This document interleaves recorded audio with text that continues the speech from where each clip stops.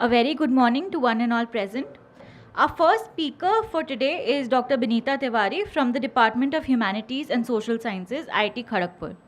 With a PhD from IIT Roorkee, Professor Tiwari's expertise revolves around human resource management, organizational behavior, entrepreneurship, and innovation. For her extensive work, ma'am has received various Best Paper awards by esteemed institutions like the Academy of Management. In addition to her incredible academic and scholarly contribution to her area through published articles in top journals, Dr. Tiwari has contributed to practice and policy making through various projects funded by the Government of India in areas like women entrepreneurship, MSME development, and justice. We are incredibly privileged to have ma'am with us today for the session on digital transformation in business and economics. I'd like to invite Professor Vikas Thakur to kindly felicitate ma'am.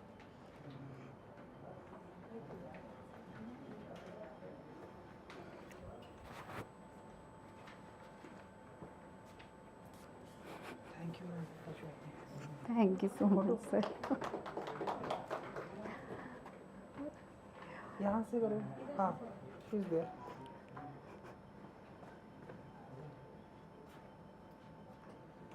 Okay. So, okay, yeah, thank you, Devanshi. So, shall we start? Okay. So, I hope my PPT.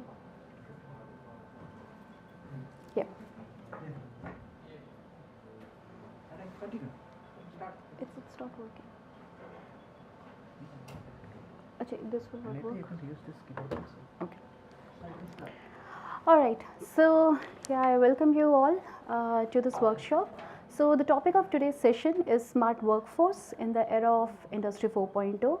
I hope you all must be aware about the concepts, the phenomena of Industry 4.0. So, we'll talk a little bit about it, a brief overview.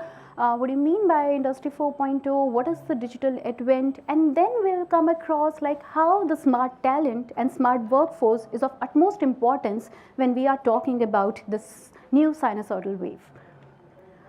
So, I'll start with the content.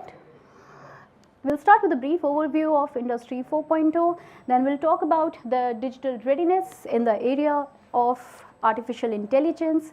We'll also talk about the digital transformation, like how you can prepare a smart workforce, and then we'll talk about like what is the role of upskilling and reskilling the workforce in the advent of Industry 4.0.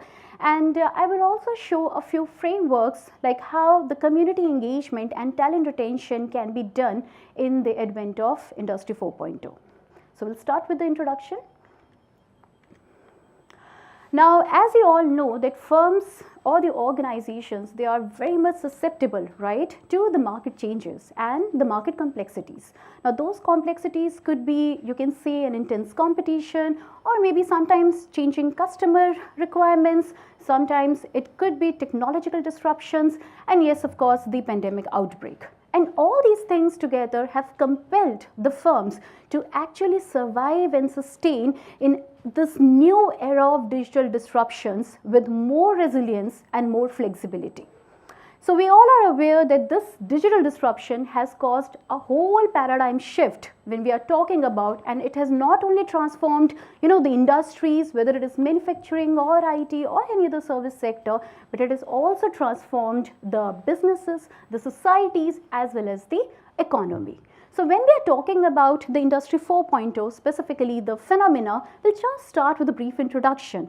So, I hope you all are aware, like, it is quite evident that from a technological perspective, the industries have undergone different industrial revolutions, right? You start from your Industry 1.0, we are now talking about Industry 4.0, there is much more beyond, right? We are talking more about Industry 5.0, more of a hybrid approach. But if we start from the 18th century, as you can see over here, we are talking about like how the sinusoidal wave has happened and a lot of changes and reforms are being there in the employment landscape. When we are talking about your industry 1.0, we are talking more about like how the humans, they use the machines for mass production. Then we move forward to your industry 2.0, where we talk more about job specifications. We try to understand the division of labor, and thereafter we come across the third revolution, that is the industry 3.0. Now this is the stage where your automation, internet, and you can say the computer technology came into picture. And now you all are aware with this term, that is industry 4.0, which has created a global storm in the market.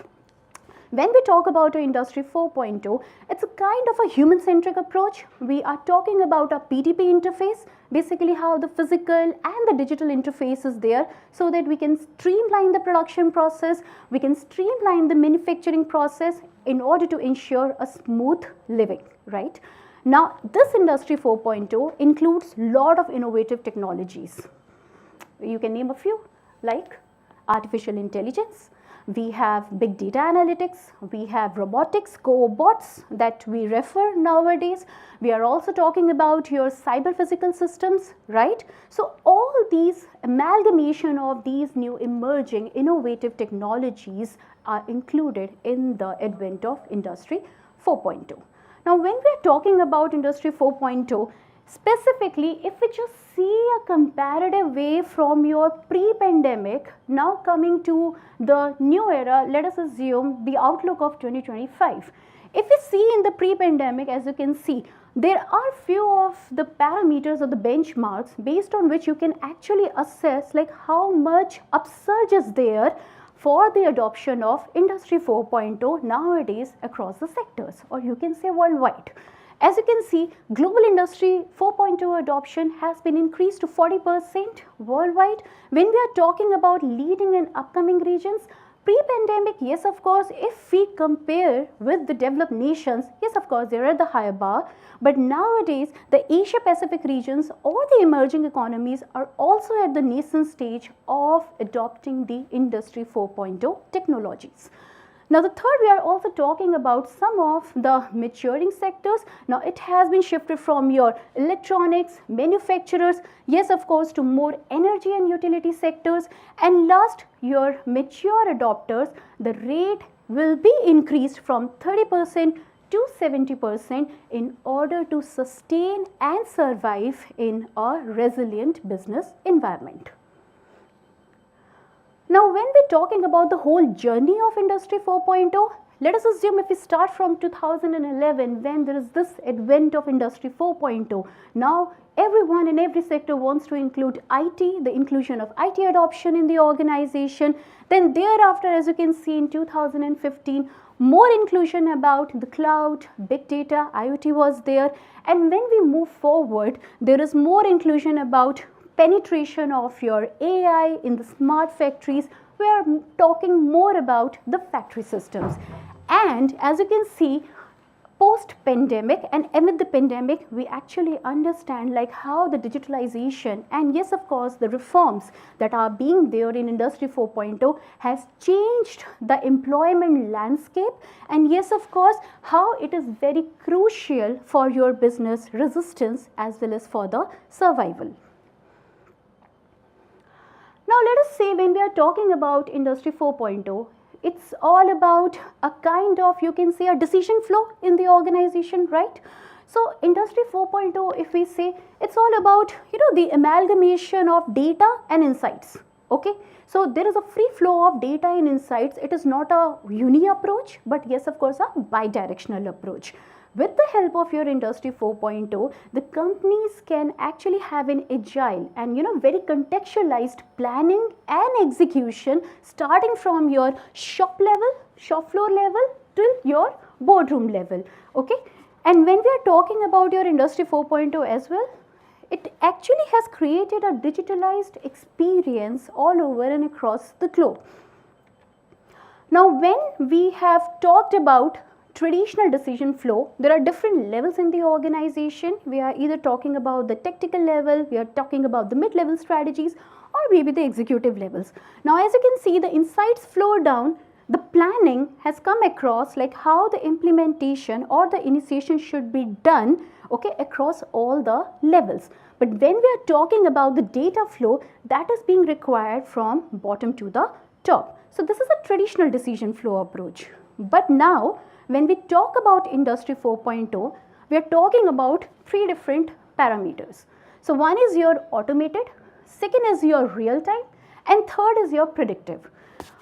We can clearly understand with this thing, basically Industry 4.2 technology, it is all about a use case.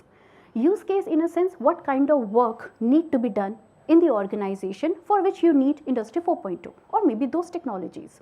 So let us say whether they are any connected work, let us say you can talk about, in order to reduce the scheduled operations, maybe at a flow level, okay, so that you can get a real time data, RFID, you can track, you can trace, right, logistic in your warehouse management. Now let us say it is a precision work. Now precision work basically requires again shop flooring, customization, or maybe more about high-ended risky projects. Now when we talk about intelligent work, so intelligent work talks more about predictions, like how you estimate, how you forecast the decisions, right? Now the decisions could be maybe procurement management, inventory management, supply chain management, your workforce management specifically, right? How you can ensure the supply and demand of, let us assume, the talent, simple, the talent or the human capital in the organization. Or maybe you can talk about a warehouse management, okay. So all in all, and the fourth one is basically your, let us say, visible supply chain. Now visible supply chain where you can easily track, you can easily trace basically the movement of the machinery items, right. So according the use case, one can easily understand what could be the objectives and how they are going to implement those objectives or maybe the solutions across different levels. And that's why we say it is a connection between data and insights. Now here when we are talking about automated, now automated again, when we are talking about, like I've explained, you can use AR, VR based operator, right. There are a lot of companies like you can say Maruti, they are using AR, VR technologies to train their employees. There are Coal India Limited who are using simulators, right, operators in order to train their employees to work in mines, right. So different technologies are being used in order to train, in order to increase the operational efficiency in the organization. Now when we are talking about your real time, now real time is basically again, like I've said, a shop floor, maybe inventory management. All of you must be heard about it, like RFID. We can easily track on time the real based data that we are fetching, right, from those intelligent solutions. And last, when we are talking about predictive. Now predictive is basically, like I've said, you are estimating something, you're forecasting something. You're forecasting like what could be my proactive approach using maybe my current resources, and then you try to understand the trends and the patterns in order to forecast your future demands based on your current resources or your past trend data, okay. So this is how your Industry 4.0 decision flow happens in the organization. Now all in all, when we are talking about Industry 4.0, we are talking about digitalization. It is all about digital transformation, right? So the biggest question is why we need that digital transformation. So I've already talked about Industry 4.0, maybe the bit components of Industry 4.0, why there is an upsurge, okay. But as we see lot of different factors that are being involved, like flexibility or long-term competitiveness or agility or your operational resilience. Now in order to survive or in order to create a resilient organization, what is of utmost important? What is utmost important? Being agile, right? Being agile, being readily available to adopt the changing business demand and business environment, right? To understand, have that learning agility, that mental agility, that people agility, right, that behavioral agility to respond to the changing digital disruption area. Theek? Now when we are talking about your Industry 4.0 maturity assessment, from there we will come across to the role of talent, human capital in the organization. Now when we are talking about your maturity assessment, we have three different parameters, right? Three different parameters talk about like what are the possible drivers, how you are going to prepare, and third is what could be the benefit risk assessment. So everyone does the cost benefit analysis, right? So the same thing will be happening when you try to check the maturity assessment of the implementation of Industry 4.0 technology. So let us say I talked about adoption drivers, adoption preparedness, and the last is benefit risk assessment.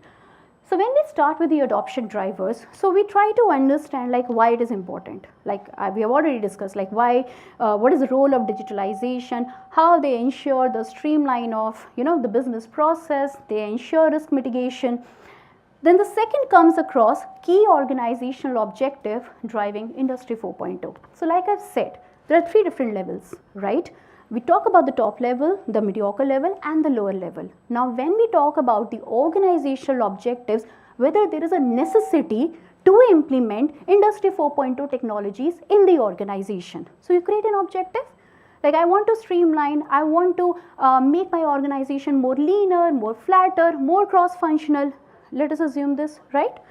Now, second is adoption preparedness. Now, for preparedness, we come across first thing, the use case prioritization. That's what I referred.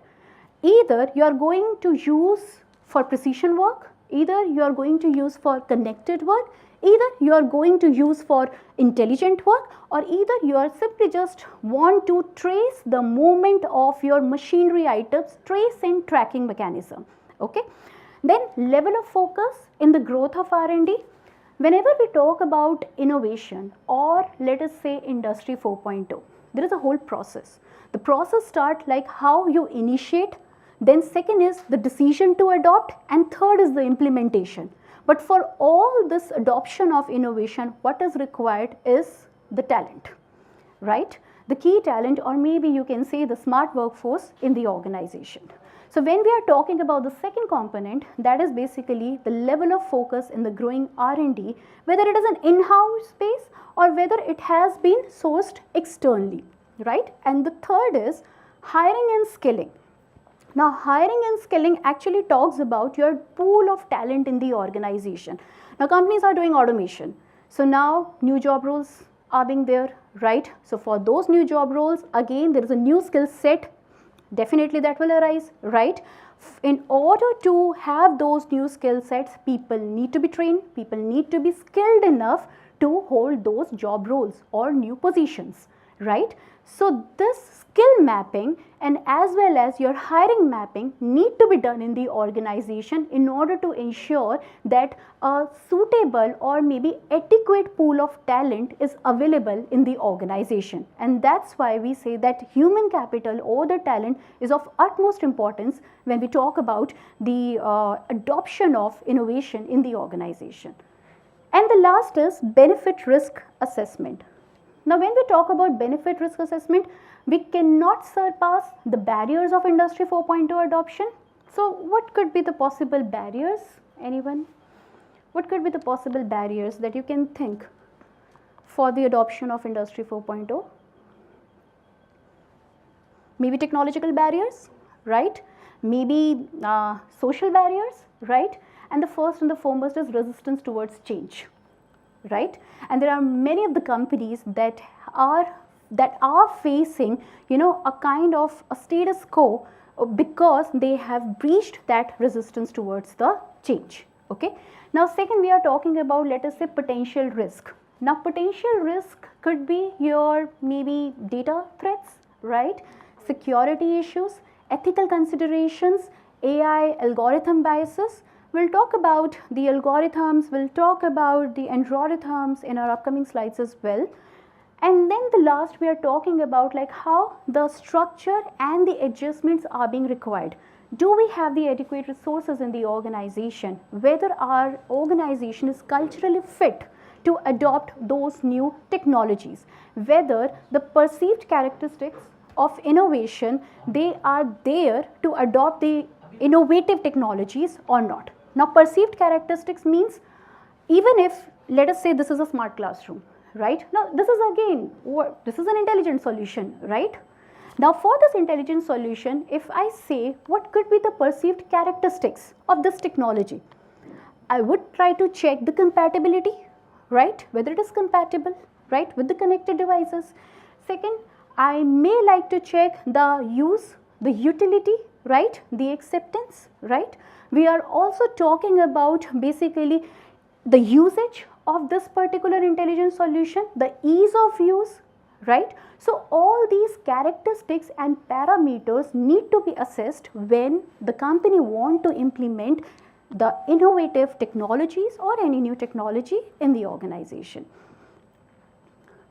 Now, when we are talking about digital readiness in the era of industry 4.0 or let us say artificial intelligence, so we are talking about, there are some statistics like more companies, they increase the investment in core digital talent because now we are moving ahead, we are talking about digital talent, there is a surge of the job positions like data scientist, project management, data management, right. So, there is a huge upsurge when we see those statistics.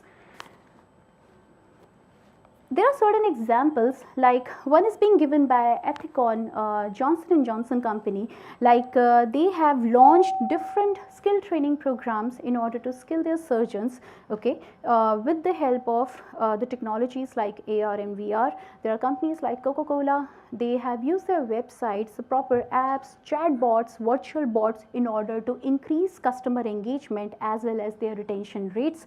We have Samsung. All of you in your mobile phones nowadays, if you have iPhones, you have Siri, if now you have Samsung, you have Gemini, even you have Android, the version that you have Gemini, right. So, now it is, why it is there? Again, how much user acceptance it is there, the ease of use is there, the utility rate is there, right. So, we need to understand the characteristics of the technology that we are implementing in the organization and you are delivering to the customers, because at the end all these complexities will force, or you can say will compel a company to deliver quality goods and services, right. So, now we are talking about the future of the work. The future of the work is smart talent, right. So, there are three dimensions when we talk about the future of the work. So, first we talk about simply the work, whether we need to go for automation or augmentation, whether we are focusing on the workforce, right. Workforce includes all the stakeholders, your internal stakeholders, your external stakeholders, and the last is basically the workplace. Now, when you see post pandemic or amid pandemic, yes, of course, this hybrid work culture came into picture, right. So, as you can see in this particular dimension, now as you can see over there, earlier current work options, when we see ki basically the focus will be more on the workplace horizon, right. But when we are going for more future work options, so we want to understand like basically how the amalgamation can happen in between all these three dimensions, keeping into mind that your workforce could be retained, whether the person will work hybridly or maybe in the organization, and yes, of course, what work need to be automated, what technologies need to be implemented. So, all in all, like there is a statement that has been written, like as technology advances and automate, the question changes. Okay, so it's not about the digital transformation that influences the business, it's about the people, it's about the workforce to thrive in the business, right. And when we talk about a digital stay or a digital strive in the organization, we're talking about a whole cultural shift. We're talking more about innovation, we're talking more about continuous learning, we're talking more about the concept of learning organizations. In every organization like Apple, Google, Siemens, all these companies are learning organizations because they keep on reviving, they keep on innovating their products in order to strive business excellence and to strive or sustain in the market complexity. So, when we are talking about the human challenge, or you can say the human phase of industry 4.0, so we are talking about like what could be the different skill sets that are in demand, right. So, yes, of course, technical skills, because we are talking about the digital talent, but do you think it is sufficient if we're just talking about the digital talent, right. We are talking about the technological skills. As I've written, they will obsolete at one point of time, because like I've said in my just earlier slide, it is a sinusoidal wave and the evolution, it keeps on changing. And you have to either reskill, you have to either upskill your skill sets, upskill yourself in order to do new job positions and to survive in the business economy, right? So when we are talking about the technical skills, in addition to that, soft skills are very much important. Now here comes a very interesting topic to be discussed, that is algorithms, and the second one is androrhythms. Have you heard about this topic? I will show you. When we talk about your androrhythms here, algorithms basically talks about whatever we are learning in your AI, machine learning, AL, right, all the algorithms, okay, supervised learning, unsupervised learning. But when we are talking the concept of androrhythms, androrhythms is something that is human centric. Human centric basically means the intuitiveness, the tacit knowledge that could be used and act as a creative tool in order to make decisions in the organization. So now the focus should be shifted more from algorithms towards your androrhythms in order to have a humanoid perspective in the organization, right? Now coming back to this element where we talk about more on the workforce and talking more about the skill sets. So in that case, the soft skills, basically, let us say even if the machines are there, what is more important? The social connect, right? The emotional intelligence, yes? Which one? Androrhythms, okay.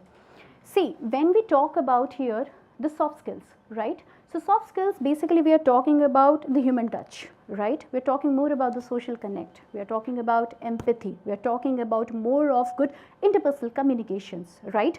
But what is the main asset the human have is the tacit knowledge, right? When we talk about the knowledge, we talk either it is a explicit knowledge or either it is a tacit knowledge. Now the explicit knowledge, it is all here. We have the solutions, we have the programs, we have the algorithms, right? It can be coded, it can be documented. But when we are talking about your tacit knowledge, now tacit knowledge brings more intuitiveness in the decision making. It brings more cognitive element when you make the decisions in the organization, right? So let us say all those other fundamentals like over here mentioned, like as you can see the values, okay.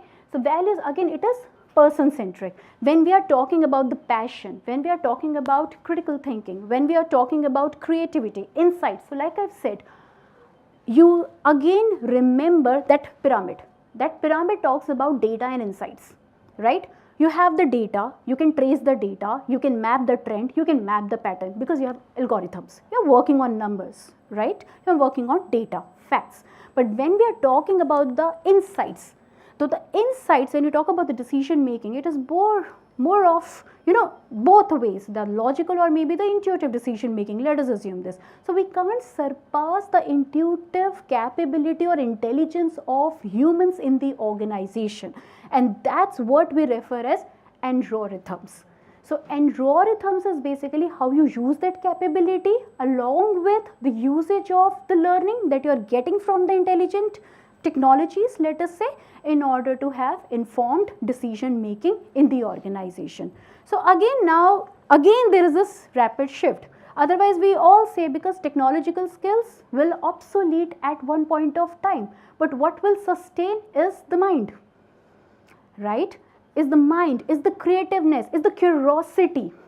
That curiosity will make one different from the machines, right? The emotional intelligence, that empathy, that social connect is very much important, and all these components and fundamentals come under the umbrella term of androrhythms, okay?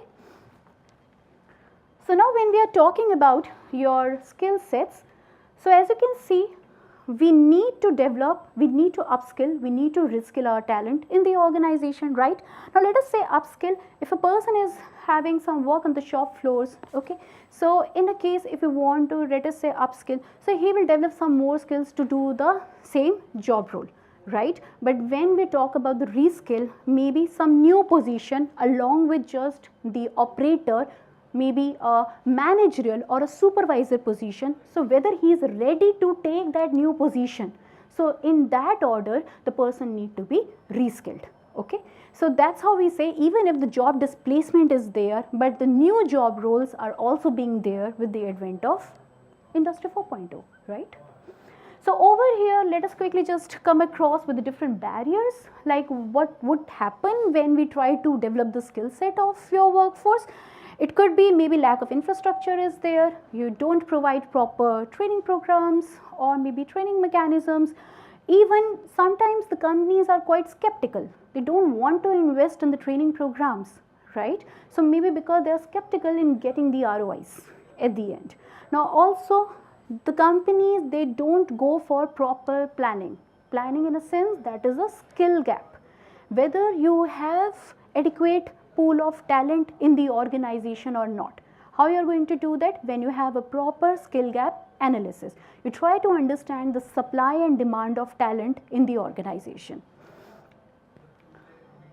So as you can see, the impact is quite high. We are talking about more about the smart workforce, like how the talent management is put at priority across different sectors, across different countries.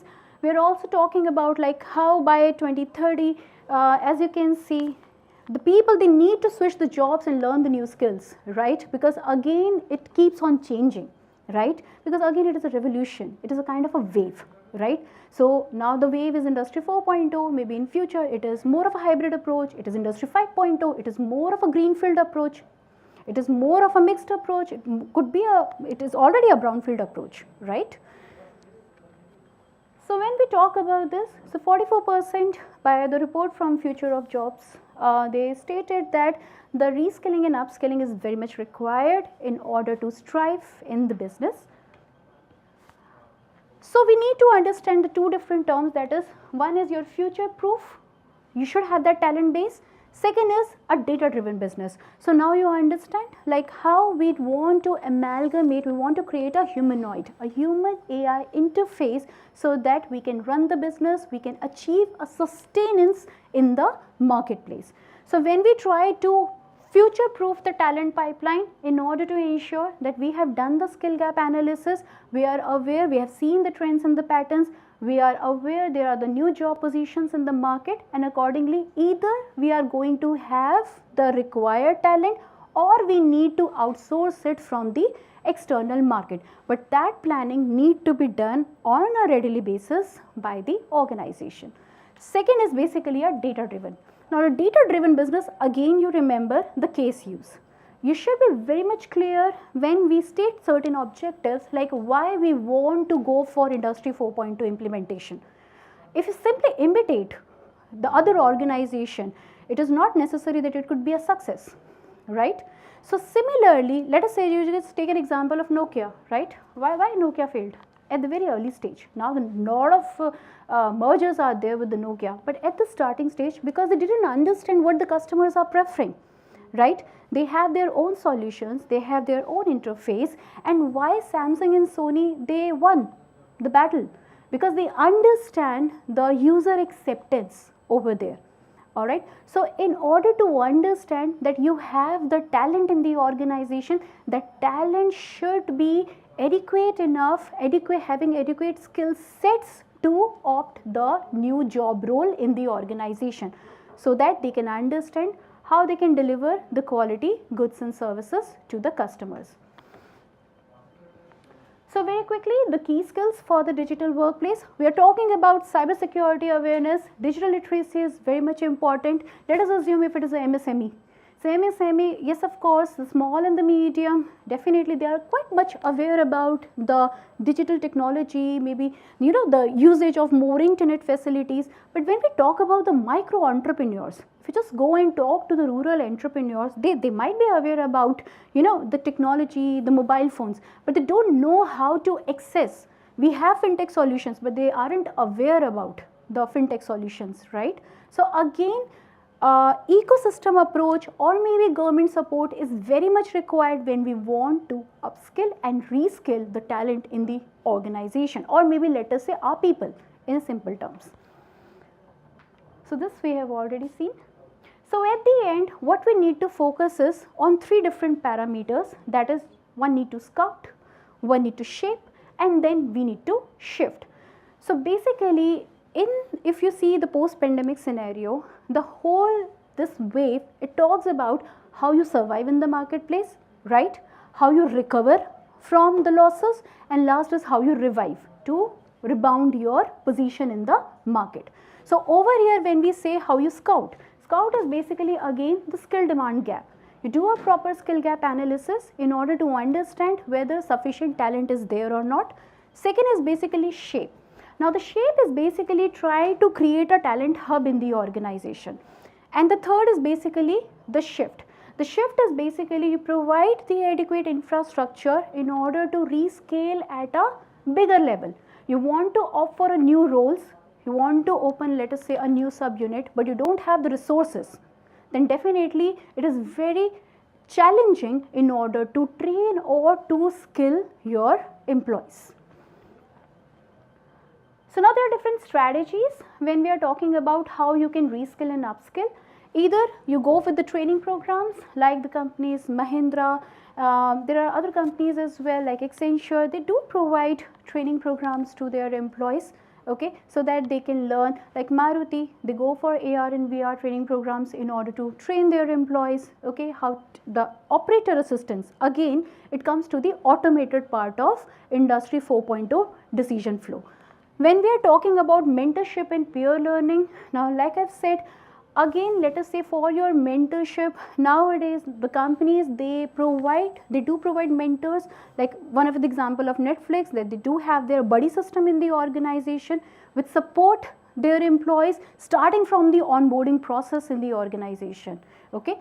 And we are talking about continuous learning culture, which is very much important. Like I've said, ongoing training programs, more creative suggestions, innovative platforms, all these things will help in creating a continuous learning culture. And the last is digital learning platform and resources. So either we are talking about maybe some of the online courses, some of the certification programs, some of the platforms, some of the kind of training resources that are being provided by the industries. So like you can see for the training program, there is one example like Amazon. Amazon has an Amazon Technical Academy who provide the trainings to their non-technical staff. We have mentorship and peer learning like Microsoft. They have a Tech Mentor program, is one of the prime example. For your continuous learning culture, where we are talking about AT&T, where they try to create a future ready workforce in the organization through education. Again I said the curiosity, the creativeness that comes up from the human capital, right, and that's why they are of utmost importance and the main assets in the organization. Again the role of leadership plays a very important role, where again empathy, emotional intelligence, that also comes into picture, where we want to create a resilient or a sustainable organization. Because when we talk about emotional intelligence, specifically in the context of a VUCA environment, right, and VUCA environment, in order to make your employees rebound back from the setbacks, right, we need to have an emotionally intelligent leader. Right, even if there is a new inclusion of technology, we want to have a supportive leadership who can help, who can assist their employees, who can help them in training, who can help them in the division of the work roles and assistance in their job areas. So clear communication is very much important. The trust building, like I said, because it is a close association between the leader and their employees, and yes, of course, a vision setting. So like Adobe, the leadership style is very good. They have started this subscription based model, right? So that shows their finest leadership style, and which has been clearly communicated to all the employees, and accordingly the strategies are being framed, right? So when we are talking about a digital learning platform, we have IBM, we have TCS who also provide the digital learning platforms, more engagement platforms for their employees. So at the end, we are talking about just a very brief, like how we are trying to understand, we are trying to create, engaged community, or maybe you can say, creating more smarter people, acquiring more smarter people, or developing more smarter people in the organization. Either we can focus on the locational branding when you try to acquire the talent. Specifically, let us say we are talking in the concept of smart cities. Okay, we are talking about smart communities that will be used for the marketing purposes so that you can attract more prospective candidates. You have industry institute integration, again that is an academia base, so that more exposure will be there. We provide more employment opportunities. Again, startups, entrepreneurship play a bigger picture nowadays when we talk about creating more employment opportunities. And yes, of course, the e-recruitment, that is again one of the new advent that the companies they are using. So the companies are using a blended approach in order to acquire the talent in their organization or in the community. Now second, when we talk about your talent development, so in order to develop, we use IoT resources, we use smart training. Let us say this smart classroom, again this is one of the base that can be used in order to train the students, in order to equip the knowledge, share the resources, right, with the audiences. Now we are talking about innovation and entrepreneurship. Creating an entrepreneurial mindset is of very much important, right, in order to encourage the students or maybe the people to come up with more creative and innovative ideas in order to strive the economy or the business. And yes, of course, the top management result, maybe if we talk about entrepreneur, we can talk about the government assistance, we can talk about the incubation assistance, we can talk about creating an entrepreneurial ecosystem, right, which can help assist and which can provide several training mechanisms and awareness to the young entrepreneurs. And yes, of course, all this will help in increasing the psychological empowerment among the people who will be highly motivated to work on those new business settings. And all in all, when we say, when we try to acquire the talent, when we try to develop the talent, we are leading towards community engagement. So the people will be more educated, the people will be more equipped with the resources, they understand the infrastructure, they collab with city administration, they fetch the online resources, and at different levels they show their level of engagement. Maybe at individual level, maybe fostering more resources, we are talking about societal level, community gatherings, okay, more programs. And then the last is the city level, where you are actually participating in renovating the city structure. The example is, let us say, Swachh Bharat Abhiyan, right? So it is not an individual level, right? Either you can talk about it is maybe come at a societal level, or maybe it come at a city level. Let us say you take an example of Indore, let us say, right? So maybe at a city level, the people, they are educated enough, they are interested, empowered, encouraged enough to participate and to put the resources in order to make it happen, right? And at the end, we will try to assess, we are able to retain the talent in the community, right? Or maybe it could lead to more environmental benefits, where we are talking about more focus on the eco-friendly awareness, we are talking more about the social awareness, where customer integration is also there, community development is also there, and the last is the economy. In economy, definitely whole participation is there, new job, new employment generation will be there, and definitely it will help in boosting the economic growth. So this is just a basic template, like how the different enablers can be used for Industry 4.0 adoption. So we can talk about either one can fetch domestic market attractiveness in order to understand the market, the labor market tendency, clarity on the government policies and regulations. We should have the top management support. Then of course we are talking about more acceptance towards the change. This will lead to getting or understanding or using more IT infrastructure, and likewise you can talk about user acceptability that we have already discussed regarding the perceived characteristics of innovation, right? And at the end, we will try to create a learning culture in the organization that is very much required, because the advent is possible when we do have a smart workforce in the organization. So that's it for the class. So yeah, any questions? I think the time is. Yeah, any question? Yeah.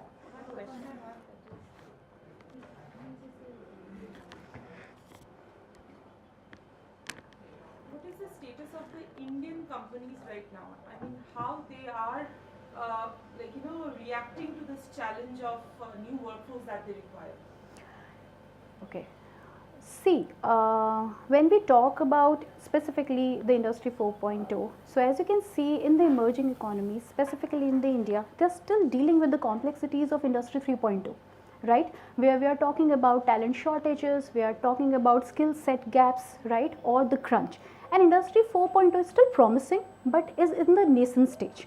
And in order to adopt those new or innovative technologies, again, so the concept of the smart talent and smart workers comes into picture. The company, again, like I've said, the trend is quite promising, but still it is in the nascent stage, okay? Because even there are a lot of the companies, if we see the software industries, they have more or less adopted several new innovative technologies. But if we compare it with the manufacturing, let us say maybe the steel industry, right, maybe the cement industry, let us say, so over there the rate of adoption is quite less. They are still the labor intensive firms, right? So what is at most importance is to first understand the skill gap analysis, and again to focus on the use case of industry 4.0 technology that we discussed in the class, right?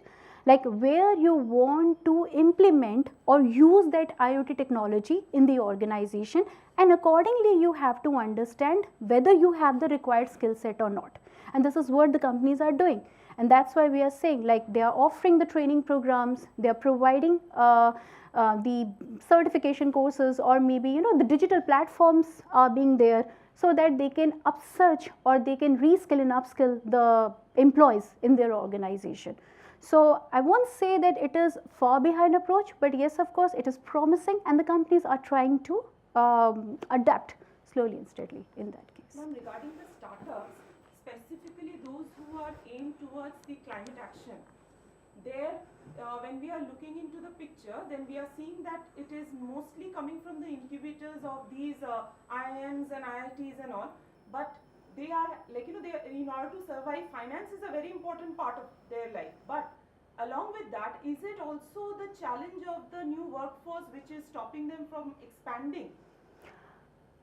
See, we can't specifically deny this fact that yes, of course, there is a lot of transition that is being happening. The change in the mindset is there, and believing in this fact, like it is stopping the entrepreneurial mindset over there, or maybe it acts as a hurdle. Or rather, like they are saying that after a particular time, they are selling off their ideas. This is how they exit from the startup ecosystem. And that's why we focus more on the survival rate of the startups, not just focusing on just keep on raising the bars or the numbers. It is more about the survival. It is more about the sustenance. So for that sustenance and survival, what is mostly important is to be creative, to be innovative, right? And for that innovative, again, we have certain parameters that need to be taken into consideration. So the one who focus on the ideas, right, who focus on their creative mindset, who understand like how they can explore the opportunities, how they can utilize those opportunities, definitely they will be having an edge in the market, right? They won't sell off after a particular time. Because sometimes what happens even in the entrepreneurs or the startup, it is a stagnant stage. Because there is no innovation. Yes. So that's why we say even if the companies, they are not adopting, let us say they are not implementing maybe after a particular time, again they become stagnant. So that's why I said technological skills, they become obsolete at one point of time. What is more important is the human assets, the minds, their creative insights, right? How they create that innovative climate, how they come up with the team, with the leadership abilities, those things are very much important. And the ratio that you see, the people are more having entrepreneurial mindsets while working in the organization itself, right? So there is a more, you can say, leaving the jobs to start their own businesses. Yes. They come up with the idea, but again, in order to survive, in order to sustain, what is more important is resilience. So that resilience, they have that technological idea of starting what we say as renewable energy and all those, but they do not have the leadership skills to take the entire team ahead. Yes, so it is not just a one parameter that would suffice that this parameter is of utmost importance if we want to increase the sustenance. We talk more about the resilience. Now the resilience comes from the characteristics, resilience comes from the leadership, resilience comes from maybe the work climate, resilience also comes from the resources. They are of utmost importance as well. So that's why we don't just focus on financial assistance. We talk the term ecosystem, right? So we have that entrepreneurial ecosystem where the top management support, the training, the financial, the access to the capital, everything is being included in that particular ecosystem, right? So I think we are done with the time. So thank you so much, and I hope you enjoyed the session. So I think, yeah, that's it. Devanshi? Yeah.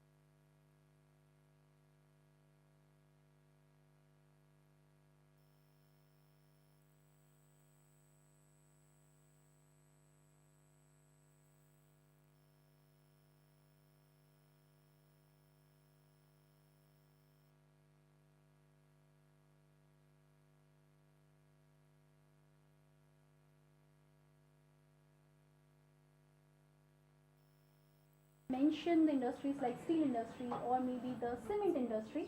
So I particularly mention those particular sectors where maybe the upsurge is not that adequate if we compare it with the other service sectors. So the comparison was on those part actually. But yes, of course, that is also a promising point that need to be taken care. Yes. हो गया बोलो. Done.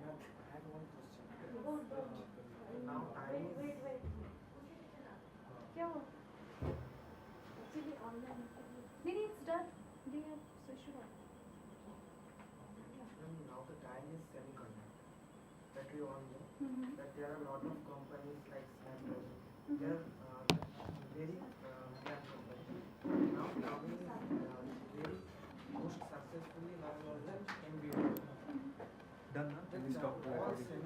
Next वाला lecture कब होगा? 11:30. Taiwan or the American company. They are told that semiconductor when we manufacture, there was one ecosystem and climate change. Like why India is not produced like India is not. But this ma'am is March. India is not. Try to own like Tata was merged with Taiwan, one Taiwan like then why India is not own produce semiconductor company? Like government also told that they are investing like 50,000 crore of this sector. And now all the Ambani's and they are always merged.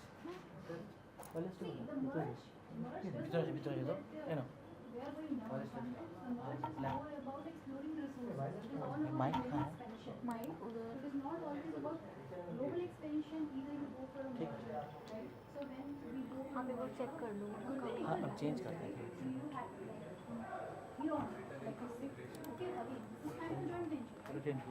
Check करो ना. ये ना PDF है तो PDF present हो जाएगा. हाँ हो जाएगा. खोलिए. मैं डाउनलोड कौन लेंगे? एक IAS ऑफिसर है.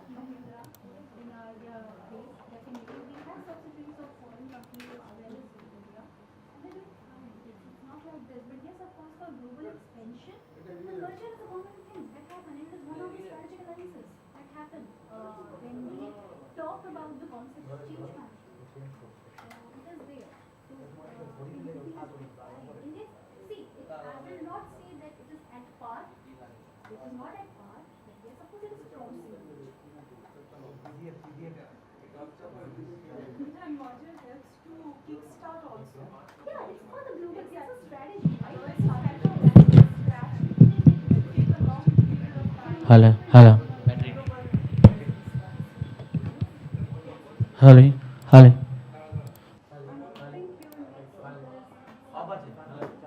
Okay, thank you. Thank you. Hello 1 2 3 এটা চালা না hello hello hello hello hello 5 হ্যাঁ हैं ठीक है तो কত নম্বর দেখে না এটা কত নম্বর হ্যালো এটা 4 এ ঠিক আছে ওকে Join back at 11:30. হ্যাঁ দাঁড়া हेलो हेलो हेलो কত 6 4 5 6 এটা 4 ওটা 5 এটা 6 ঠিক আছে আর এটা ওটা 1 যে হ্যান্ডেল ধরেছিল ওটা কত 4 ওটা 1 এটা 1 Yes, sir. हम मान ওটা তো 1 ঠিক আছে আমার प्रियाशा मैम नोट कर ली 6 नहीं वो ना लेट हो नहीं रहा बाई 4 এটা 6 ঠিক আছে मैं किस पे भेजूं डाउनलोड नहीं हो रहा है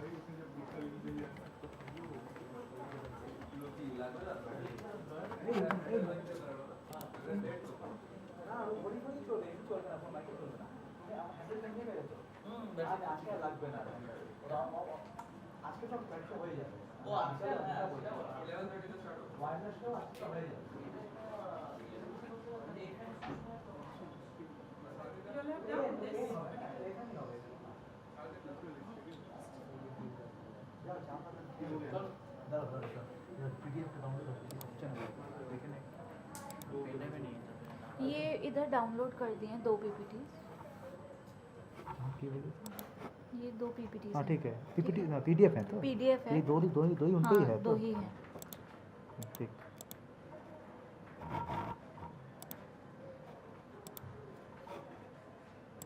नहीं हमें कुछ ही हाँ करना है। सारी फाइल्स का मैं कर अभी वाली भी PPT है ना हाँ वो जो डेस्कटॉप में ही मैंने- है हाँ। एक उसमें कल folder वाला में- कुछ फोल्डर बना था कल वाला नहीं यहाँ क्या मैं है विकास सर- डेस्कटॉप में है क्या एक बार आप देखिए देखिए मैं देख लेता हूँ रुकिए आप भी कर दीजिए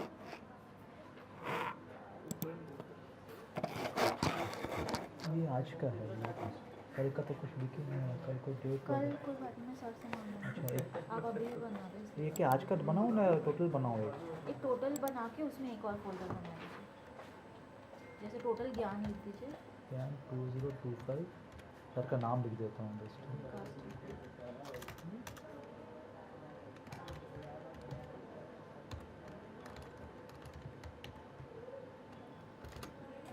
इसके अंदर एक फोल्डर बना दीजिए सात सात आज आज 7 का बना देता हूँ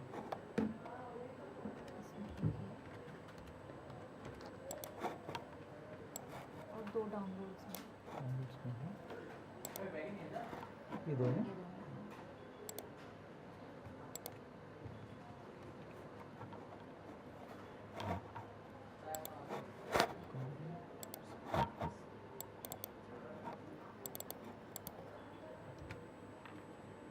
शाम को क्या काम कोई चलेगा या ट्यूटोरियल शाम को ट्यूटोरियल है पर आई थिंक पीपीटी होगी वो कोई मतलब स्टूडेंट में आपको फैकल्टी में नहीं सारी सारी में ओके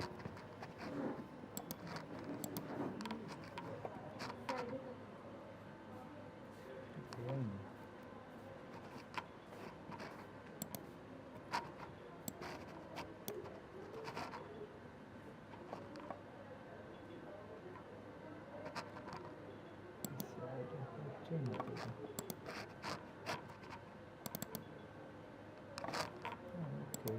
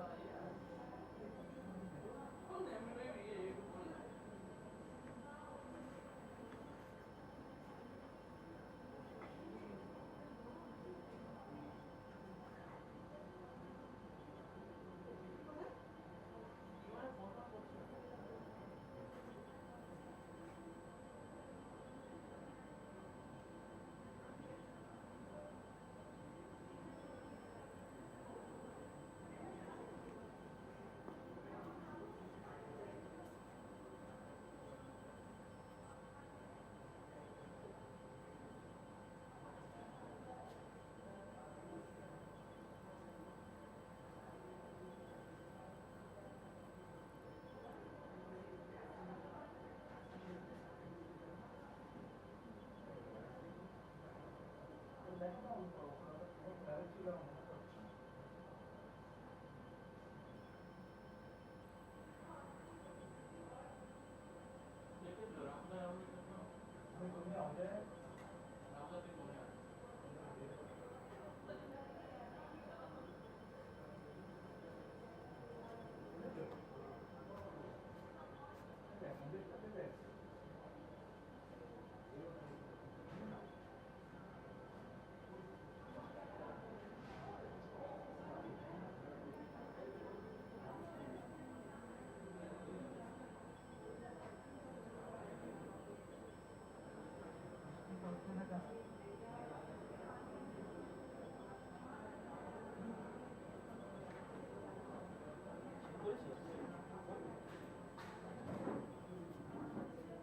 Vicky? Hey. এই ফুল স্ক্রিনটা কি কোনটা হয় এটা? কন্ট্রোল এল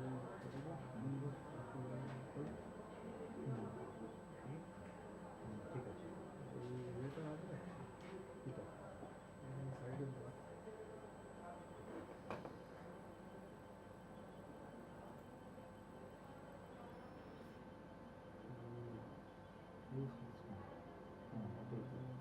আমি তো রেডি ওটাই তো করবো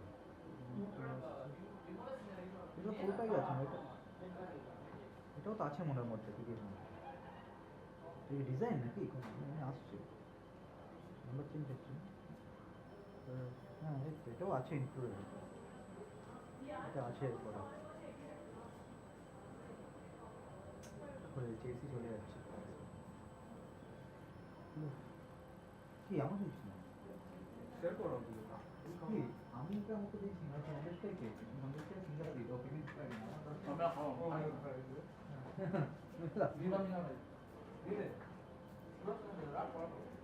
সন্দেশ খাবে হ্যাঁ সন্দেশ দিতে পারো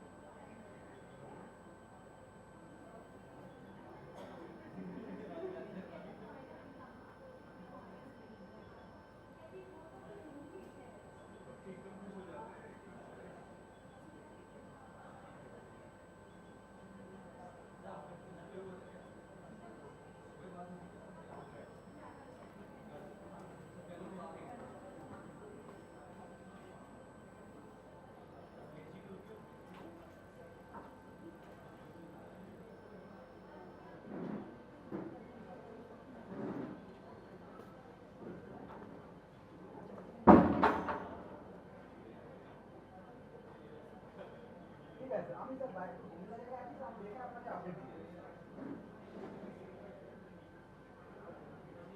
রাইট ঠিক আছে ডাউনলোড করে নেব স্যার বলছি টপিকগুলো একটু পাঠিয়ে দিলে ভালো হয় না স্যার একটু লেকচার টপিক আচ্ছা ঠিক আছে ওকে ঠিক ওকে স্যার ঠিক আছে ওকে ঠিক আছে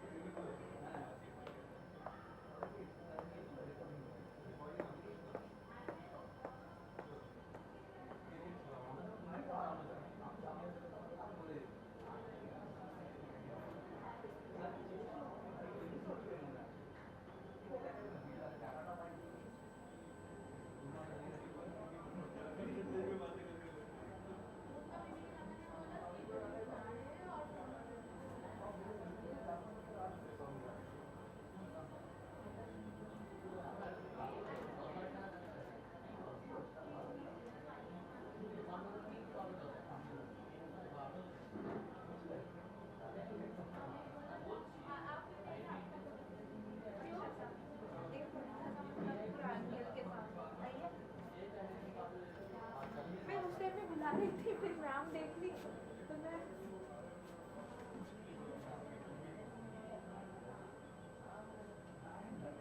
थोड़ा फिल्टर यूज करो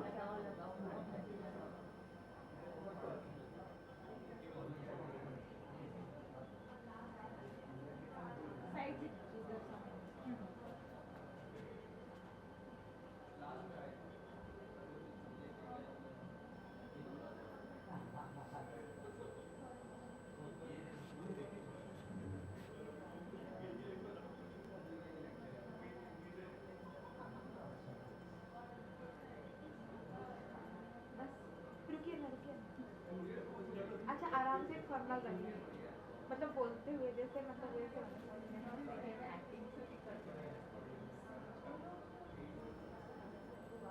कुछ भी मेरे को मुझे ही बुला लो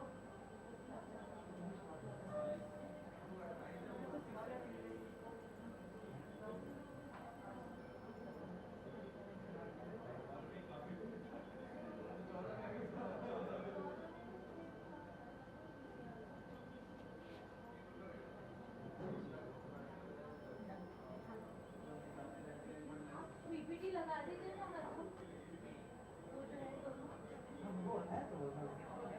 अच्छा वही क्लिक करना है बस ये तो अच्छा ये प्रेजेंट हो जाएगा ना हाँ देख लिए हम कंट्रोल 12 कीबोर्ड प्लस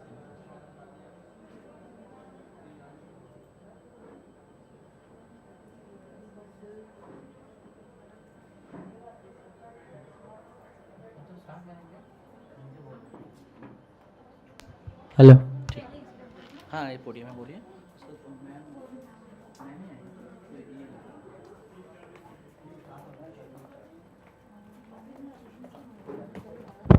हेलो ঠিক আছে এটা অন আছে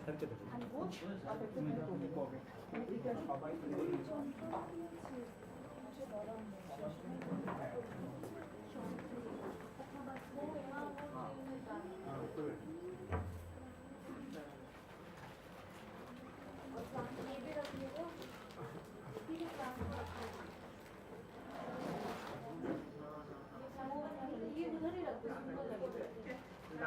इसके माइक के नीचे रख दो माइक के नीचे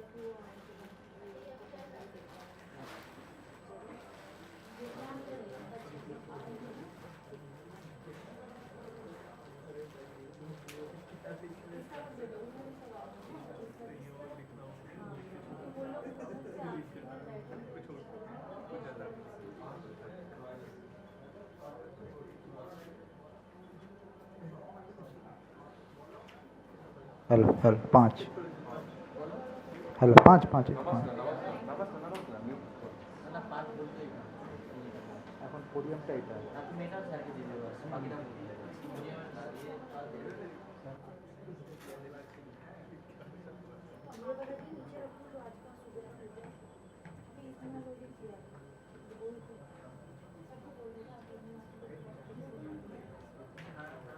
सुबह का फीडबैक फॉर्म भर ली सबने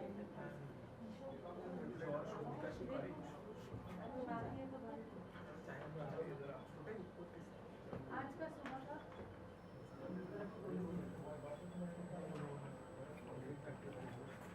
actually you guys have to fill the feedback form after each session. I know this. Yeah, can we request everybody to come again? Light reflection.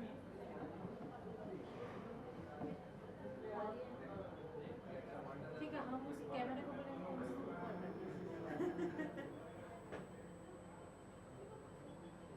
Sir एक मिनट थोड़ा एक दो इधर भी आ जाओ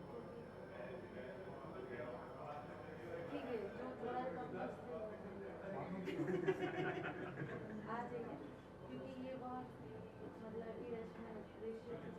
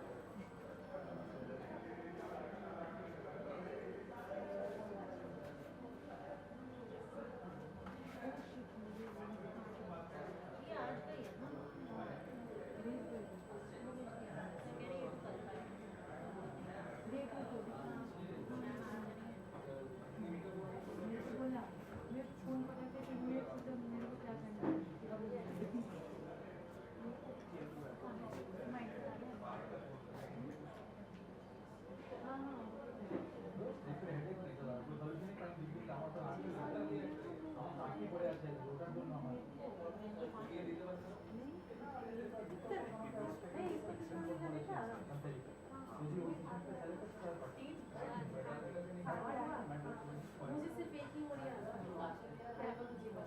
आई थिंक मुझे लगता है ये बहुत अच्छा चीज़ है फोटो पर दिखाओ तो मेरे हाथ बताओ भाई चलने में एक साथ देखिए दो तीन तो नहीं देखो देवांश प्रियाशी देखा प्रियाशी हो गया और मुझे पता है 7 का बहुत ज़्यादा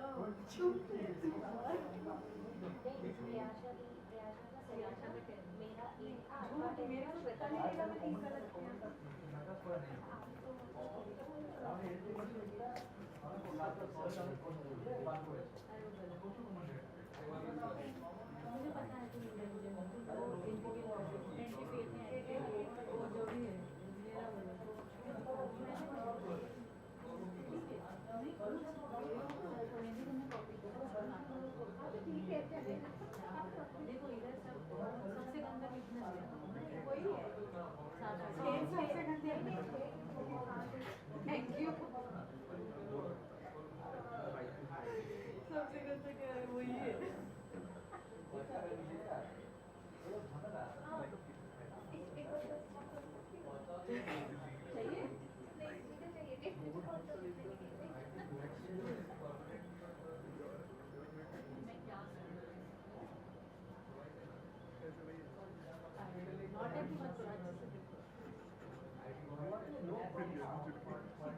ये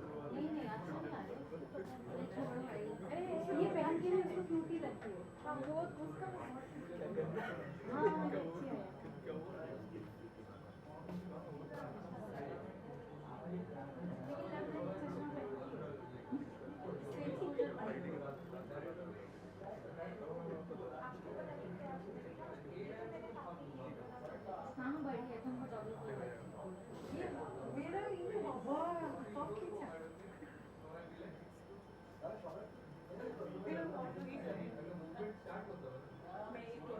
ये अच्छी है।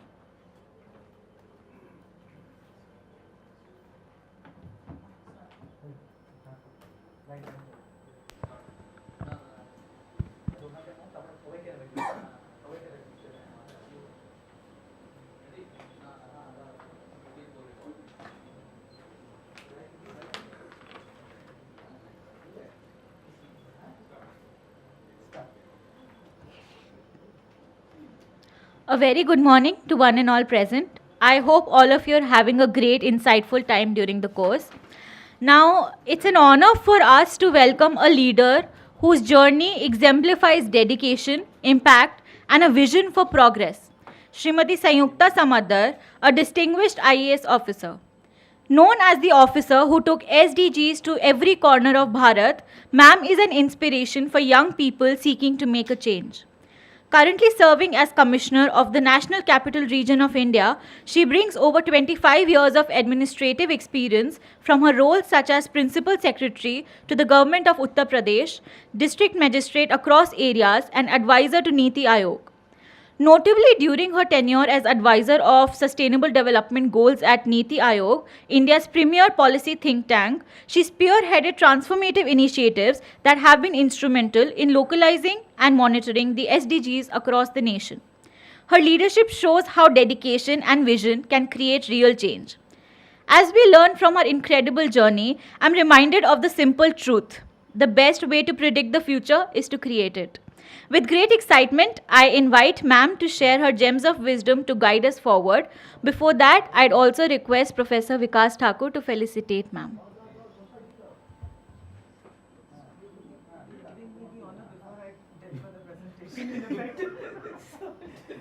Ma'am, we're honored to have you. Your presence means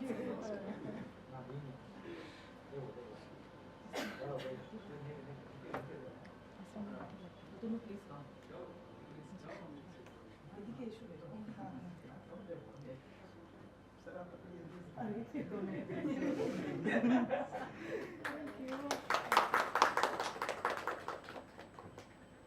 Thank you so much.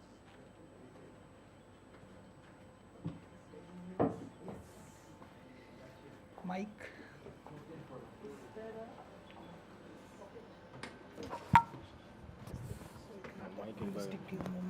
That will be restricted. Ha, Please.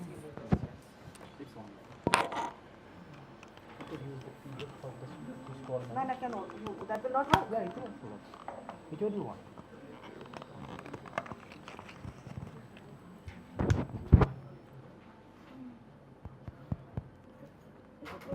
Yes. Sure.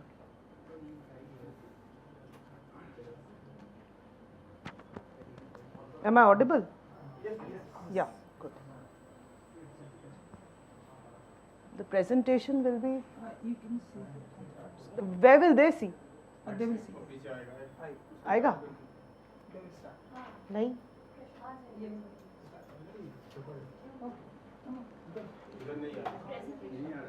That's what.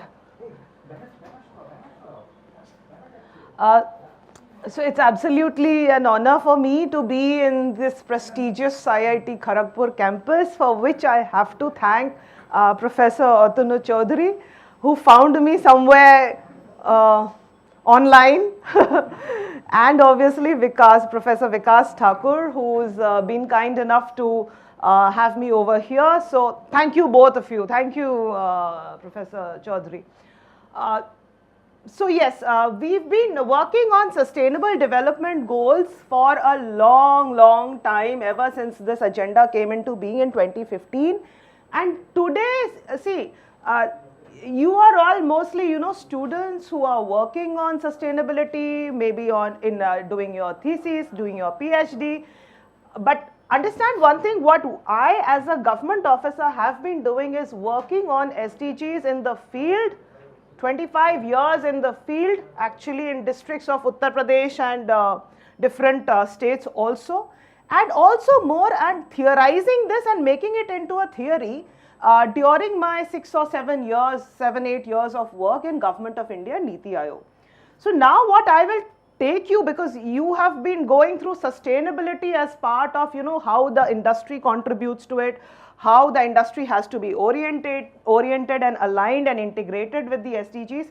But my picture will be a little different in terms of what as a country India is doing on not only on sustainability, but a larger framework where sustainability is just a part of it, which is called the Agenda 2030 resolution for sustainable development, and it in short means the sustainable development goals, right? So that will be mostly my work. It is actually the work that I have done. So this is no theory. This is no just talking from different books and literature review. This is actually work that we've done. So you all have heard about what preceded the Sustainable Development Goals? Yes. The Millennium Development Goals. And Millennium Development Goals, if you see, they had a very strong component of social and economic development only, and also it was not mandatory for all countries of the world. It was largely limited to, let's say, the Asia and the Africa parts of it. Around 2015, before 2015, there was a stock taking which happened, and it was realized that the world had failed in achieving these lofty social targets and human development targets of SDGs. And then finally a consensus started happening as to how does one replace that paradigm of development with a more holistic more comprehensive framework of development. By that time, if you see the chronology, the Rio Protocol had happened, and sustainability and environmental sustainability was becoming a core component of all international dialogues. And that's when, that entire 193 countries joined in, and then they signed that resolution. India was one of the major players during that resolution, which led to the forming of the SDGs.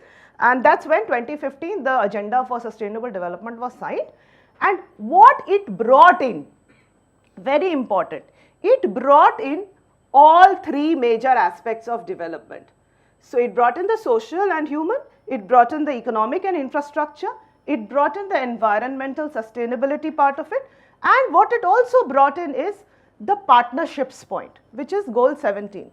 So this, if you see, it's basically the work of all governments.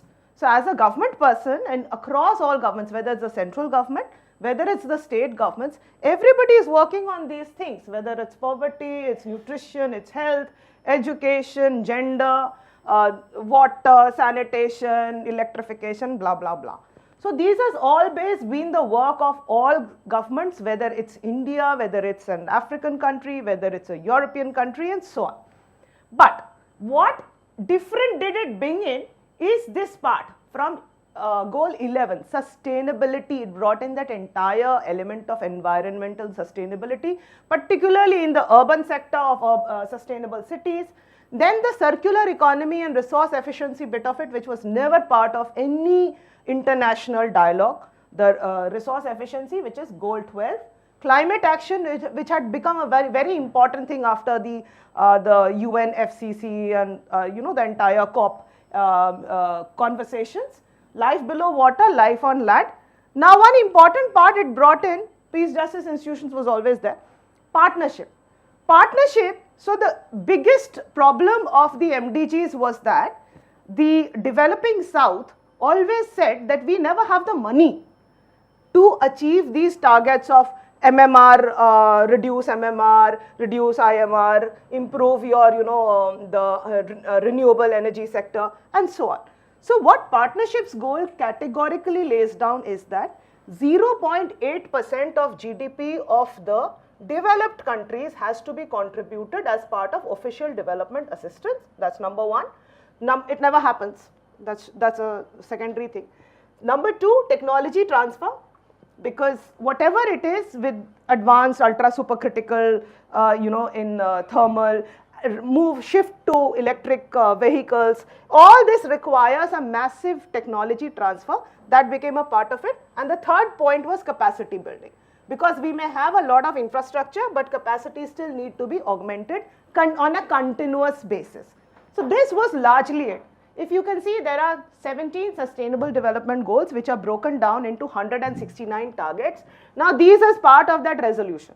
So now these targets are basically, each goal is divided into several targets, and these targets are outcomes. These are not inputs anymore. Just say what used to happen pehle? If it's a school education department, how many schools have you constructed? How many teachers have you kind of inducted? Now those are no more the criteria for evaluating SDGs. So now it's like, what is the improvement in the educational learning of the students? What is the gender parity? So basic, now everything has moved towards these outcomes. These are all the 169 targets. And obviously it addresses everything. I'm not going to read out the slides. So what does it imply? Basically, again, this is a little bit of theory for you to understand what SDGs are as opposed to just sustainability. So this is basically the concerns are people, planet, partnership, peace and prosperity. I'll just move beyond here. These are all the goals, if you can see, right? So poverty, this is what I was mentioning. These are all the goals in front of you over there. The 1 to 5 is entirely human and social aspect of development. 6 to 9 is economic and infrastructure. It talks about decent work, improved LFPRs, reduced wage gaps, work conditions, better connectivity, digital, physical and financial, all those things. 10 is reduce inequalities in any country. And then 11 to 15 is basically the environmental. And finally, we have 17, which is the partnership goal. So this is the crux of it. Now, how does the world see this entire thing? So in the world, it was like when the 2015 agenda was kind of unveiled, that's when the Prime Minister also went and remarked that the world will achieve SDGs only when India is able to make a breakthrough in that. Obviously with that, 1.4 billion population and blah, blah. So how does one take it? So the agenda started in New York. It was signed in New York. Then finally it was brought down to, I don't know why it's not coming. Beach ka ek slide thoda gayab ho gaya.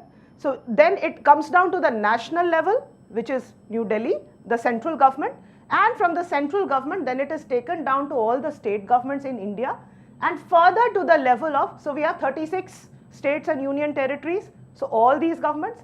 And then finally to the over 700 districts in our country.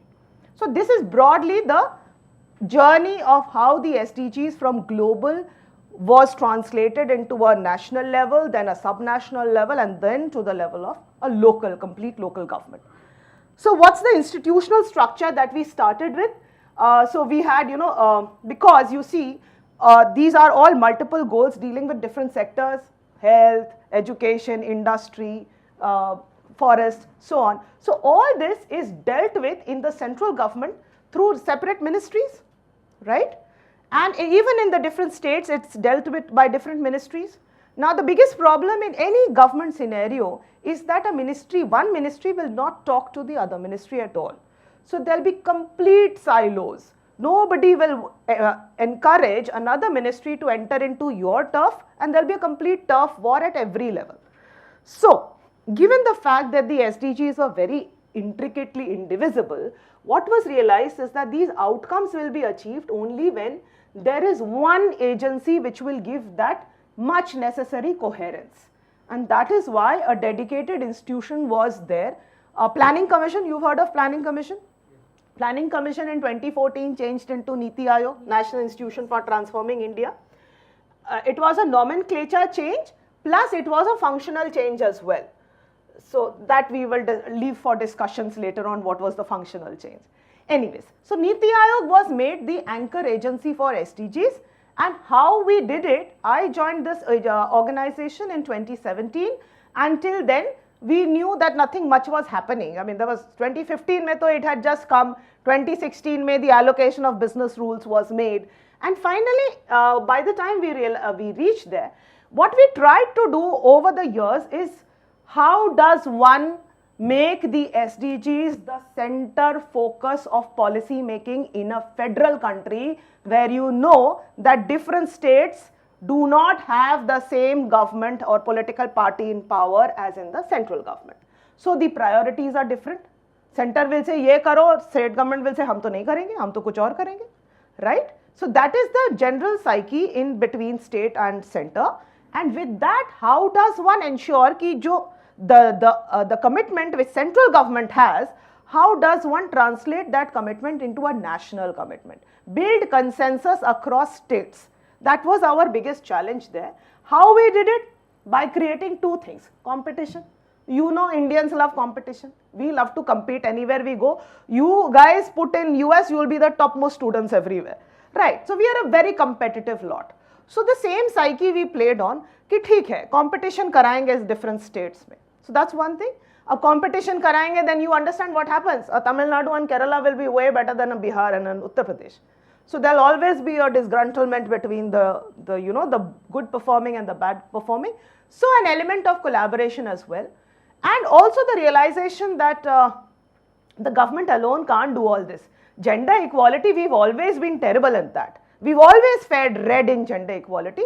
Why? Because Khali legislation will not be able to, legislation and central sponsored schemes can't do justice to such a societal factor like this. Therefore, bringing in the whole of society approach. So this is largely the legislative framework that we have. You can see the legislative and executive framework for SDGs in the country. You have the parliament on top, Niti Aayog beech mein, then there is a CAG which gives an oversight, which always reviews what the country is, how you are working on the SDGs and so on. Then there are the various line ministries, the Ministry of Statistics which deals with the data, Ministry of Panchayati Raj which works on the SDGs at the Gram Panchayat level. Now some are doing well, some are obviously, and this is at the state level as well, right? So how we work on the SDGs is basically you saw there was 169 targets. Now these 169 outcome targets, if you see you can just Google, you'll have all that entire resolution will be there. So these 169 targets are further subdivided into indicators, right? Because it has to be, it can't be a theory and it can't be an anecdotal. But is the health system in India improving? Maternal and child health? Yes, I think so. So it can't be anecdotal. It has to be based and backed by evidence from the ground across the country.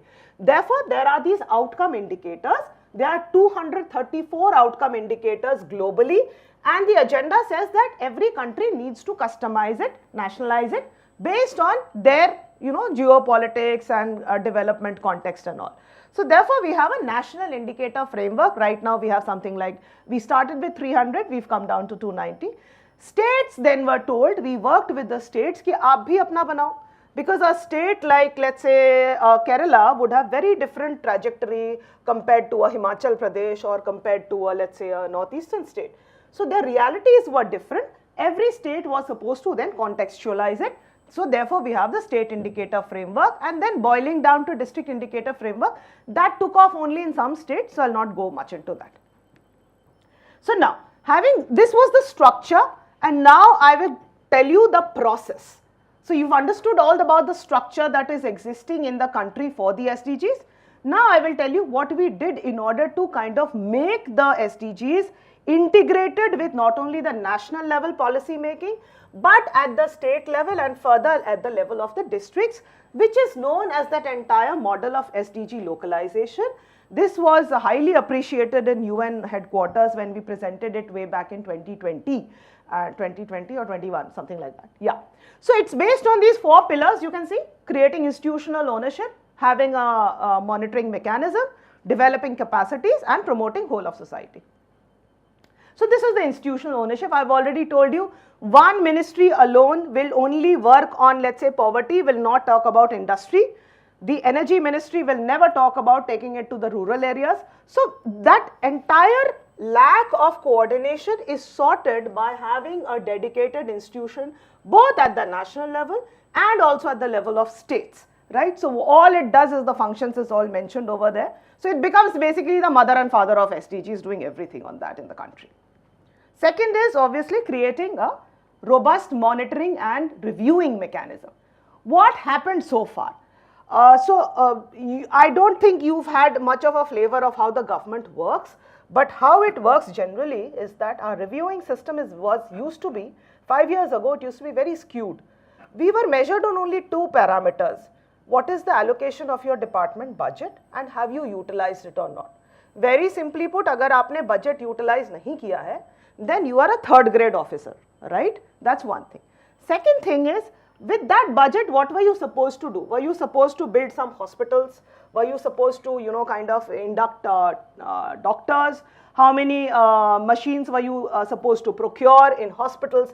So basically, the money utilization and the money is being used for what kind of activities and inputs. That was the crux of any government monitoring system across the entire country. That is what changed after the SDGs came in, because SDGs gave us outcomes. It gave us indicators in the form of outcomes, and these outcomes are not just, kitne teachers you've hired, how many doctors you've hired, but actually is the anemia level in women declining? Is the stunting and wasting among children under 5, is it going down? So basically the crux became a very different scenario, and that was completely alien to all departments. Departments never knew ki what is all this. Departments were going mad ki hame ye de kya rahe ho aap? What are we supposed to do with all this? So therefore, creating this monitoring system, I'll come to all the public policy tools that we created. Basically, how does one completely enact a shift in the existing government of India and government of states ka reviewing and monitoring system by creating new public policy tools in the public domain. Obviously then developing capacities at different levels. This was a arduous and painful effort, but it was a very prolonged and intensive effort that we did with all states, and then bringing in all society, all communities basically in this entire platform. So a little bit of how we did the whole of society approach, you can see.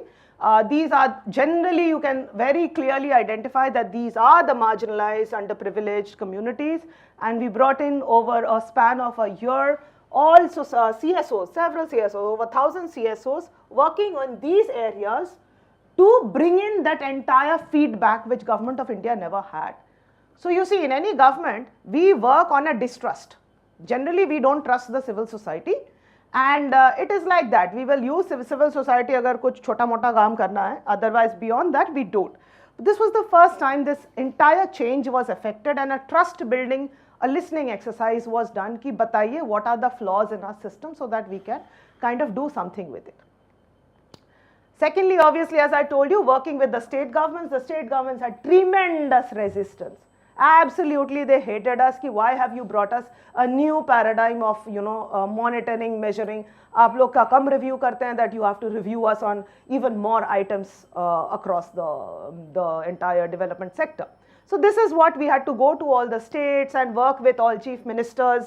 So what we realized is one very strange thing. that अगर हम capacity building mid level में करते हैं, it makes no sense. Capacity building has to be done at the top level. The political head has to understand the merit of the SDG framework. Once they understood, that appetite came ki now this has to percolate down, then the entire state machinery kind of moved towards working on the SDGs. This is one part because it's the IIT, I'll just take a little more of time. How the private sector, so see, civil society ho gaya, then the government at law levels ho gaya. The biggest challenge was how does one make the private sector, the business sector aware that SDGs is also something which is their core activity, and you cannot limit SDGs to only your what? CSR. 10,000 crores per annum, 20,000, now it has gone to what? 40,000 crores is spent last year or something on the corporate social responsibility. So this took a lot of exercise. I'll go into that basically. How we had to sit with Ministry of Corporate Affairs, wo sir bata rahe the na, IICA and all. So we had to literally sit in IICA and work this through one full year. Now private companies, what do they have to report on? They have the annual report and they have their financial statements, that's it. Sustainability was never a part of it. So then and they were always against it. हमें नहीं करना, हम खाली CSR करेंगे and we will just tell you what money we've used in buying let's say ambulance, creating some ICDS centers, creating some schools and so on. This is what we were never interested in. So what we tried to do was bring in that first framework came in, the National Guidelines on Responsible Business Conduct. That is this thicker report finally came out.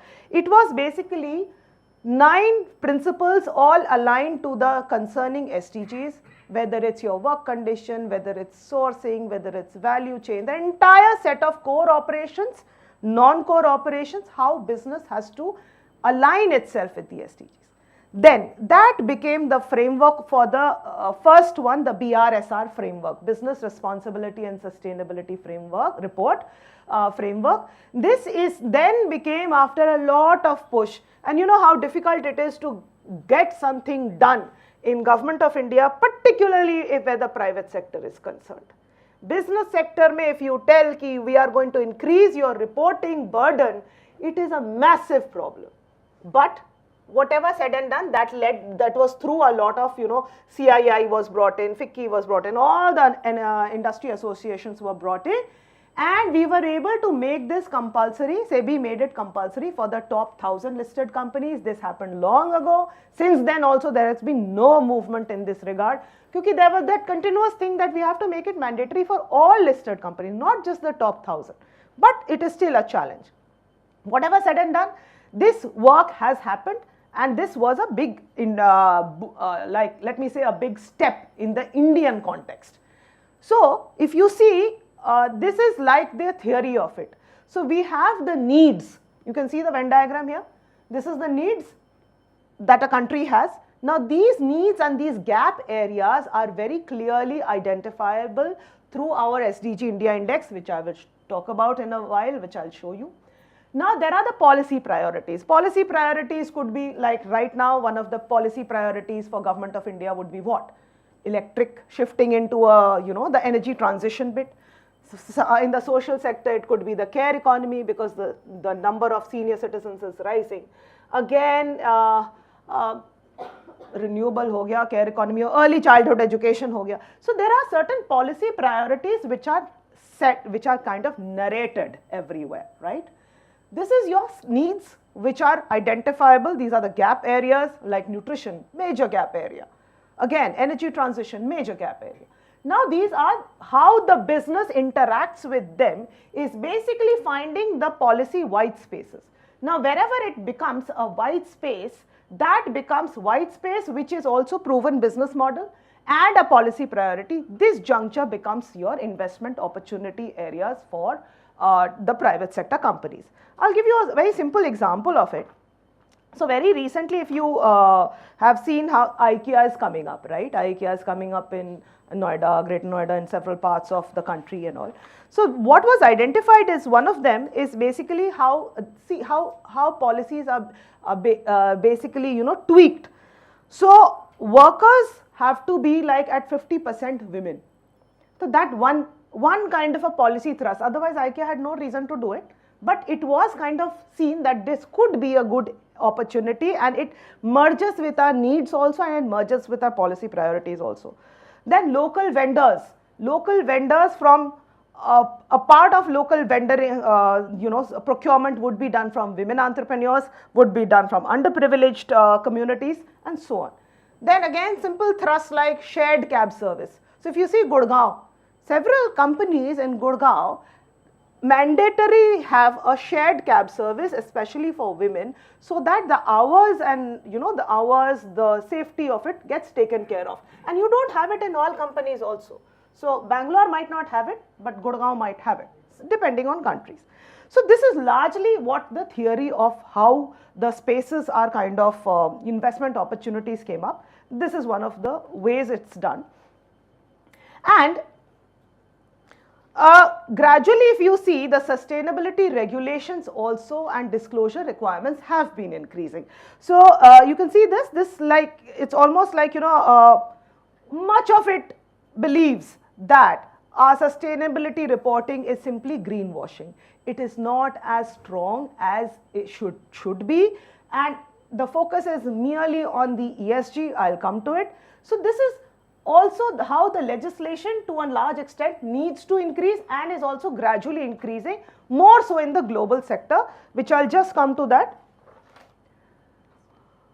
So globally what is said is basically the SDGs are there, and the SDGs are the targets which have to be achieved by government and companies across the entire spectrum. One of the simple ones, if you can see, is the UN regulations on business and human rights. So you've heard about that? Yes. So that is like the beginning of it. But then what happened eventually, there was a shift in terms of ESG. What are our inputs in environmental and social and governance basically targets and challenges, which will offset what? Which will offset our investment risks and so on. So now this shift, if you can see, is happening away from the ESG also, because ESG is just efforts. It's not impact as yet. So now the movement is happening towards assessing and measuring the impact, whether it's positive, it's negative, it's direct, it's indirect, on all the presence of all the regulations that we have and all the disclosures that companies have to make after effecting changes in their entire corporate governance, in their entire value chain. What is it leading to any impact or not? So this is largely the discourse in that entire business sector, which I am sure your professors have been talking about over the the entire course. Now this is interesting, because this is what we've been doing in the government. See how the focus has been changing from input activity to output. So input would be what? The CSR money. Activity would be what? Buying some, let's say, equipment, some ambulance and all that, or affecting some capacity building, some training things and all. But finally the output is more important, and this is what has happened in the government now. At least 5 to 10 years ago this has happened. But the business sector is, again, in terms of the impact which it's creating on the social side, on the environmental side, this is a bigger challenge of how does one measure output and outcomes in the business sector. I think this is one of the areas where there's a lot of kind of talks happening, but we are yet to see something like a uniform, comprehensive framework. And I'll show you how many frameworks are there. This is crazy. So this is like, more about, because now if you see the kind of frameworks that are existing globally, some of the frameworks are huge. I'll come to that slide as well. So the private sector, the business sector is actually, there are two contrary views. I am not siding with any view. I am just laying it in front of you. What is the one view is that it's not enough.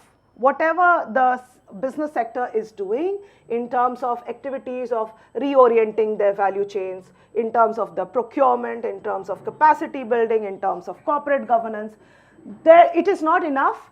We do not have data, adequate data to measure what is the impact of these activities. Secondly, accountability. There is not much of an accountability also. So where is the accountability? Kya hai? Only financial statements and so on. So there's no accountability, hardcore accountability on companies.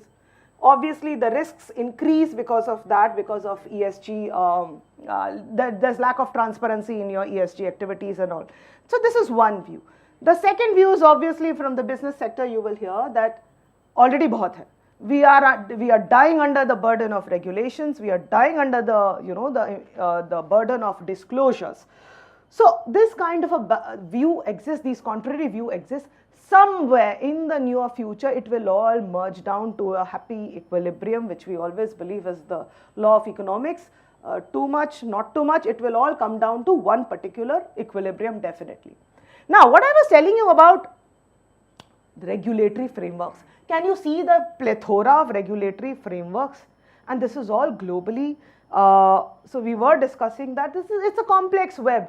What do companies need to follow? Sustainability outcomes mein, financial mein itna. So where does, how does a company in India which is tied up to global value chain in whatever way, how do they realize that what are the rules and regulations that need to be followed actually, and what are the disclosures that need to be made? So different tools, different targets, objective remain the same, but then that level of capacity building, the level of maturity, that is a big challenge area even today. So I was attending certain, again these conferences where you would have seen some of the biggest legislation come from the European Union, right? So there is the carbon-based adjustment mechanism. Then there is the corporate sustainability due diligence directive. All these regulations are going to get mandatory. They are becoming mandatory by 26, 27 and so on. So how do companies in India actually gear themselves up, improve their capacities also to not only affect those changes, implement those changes, and then also to do that, that entire reporting, because finally compliance burden is going to increase. It has increased in a big way. So these are some of the challenges which are taking place in the private sector. But what is important is that, India has, I'll just come back to the Indian context. This is largely the global context. Indian context where we still have a lot more to go, because we just have the BRSR framework for reporting, which is also very limited to 1,000 companies. Usme bhi a lot of greenwashing takes place. Let's be honest at that level. Largely companies have to do it because of two major reasons. If you have to tap into that investment pool, jo globally aa raha hai, then you don't have a choice, you have to do it. And therefore you will see a lot of, people getting into sustainability areas in the private sector. All big companies have a sustainability wing and sustainability officers who have to do this, somewhat who have to do that entire regulation and compliance bit. Second thing is also of your own merit, because if you do these, follow these voluntary sustainability standards and so on, then aapki brand value bhi badhti hai. If your brand value is increasing, then you are also getting the trust of consumers, and you can also tap into new areas of market. So both things together, and I'm sure there'll be companies do find, big companies definitely have found that there is proven profit model also by following these entire this entire regime. So with that, I will just end with the entire, the business sector. So any questions so far? Then I'll just take a sip of water and I'll move on to what we in Government of India did as per creating that, that public policy, two major public policy tools, which I would like to show you as to how we brought in this entire SDG and mainstreamed it and integrated it into our way of thinking at every level in the government. So anything so far? Ma'am, I have a question. When you showed that Indian map, Jammu and Kashmir, West Bengal, and I think Andhra Pradesh, That was out, I mean, it In was West Bengal, then nobody called us, no. They refused to call us. Andhra Pradesh we did. Telangana, you were saying Telangana, yes. And that was also covered, the map is not colored. So The ma'am, all these you do not have the data. No, we have data of everything. Then? We have data. We just didn't go. I personally didn't go there. Okay, I just okay. personally didn't come to Calcutta for this because you know how dynamics between central government and state government works. Yes. And Jammu Kashmir we did, not Ladakh. Ladakh was missable. Yeah. Yes, Good please. morning, ma'am. Thank you for your presentation because I feel governance is a very, very important part of the delivery mechanism. So I have a question for you, or I mean, not rather, I mean, your observation is that, you know, you mentioned about this central state going down to the panchayat.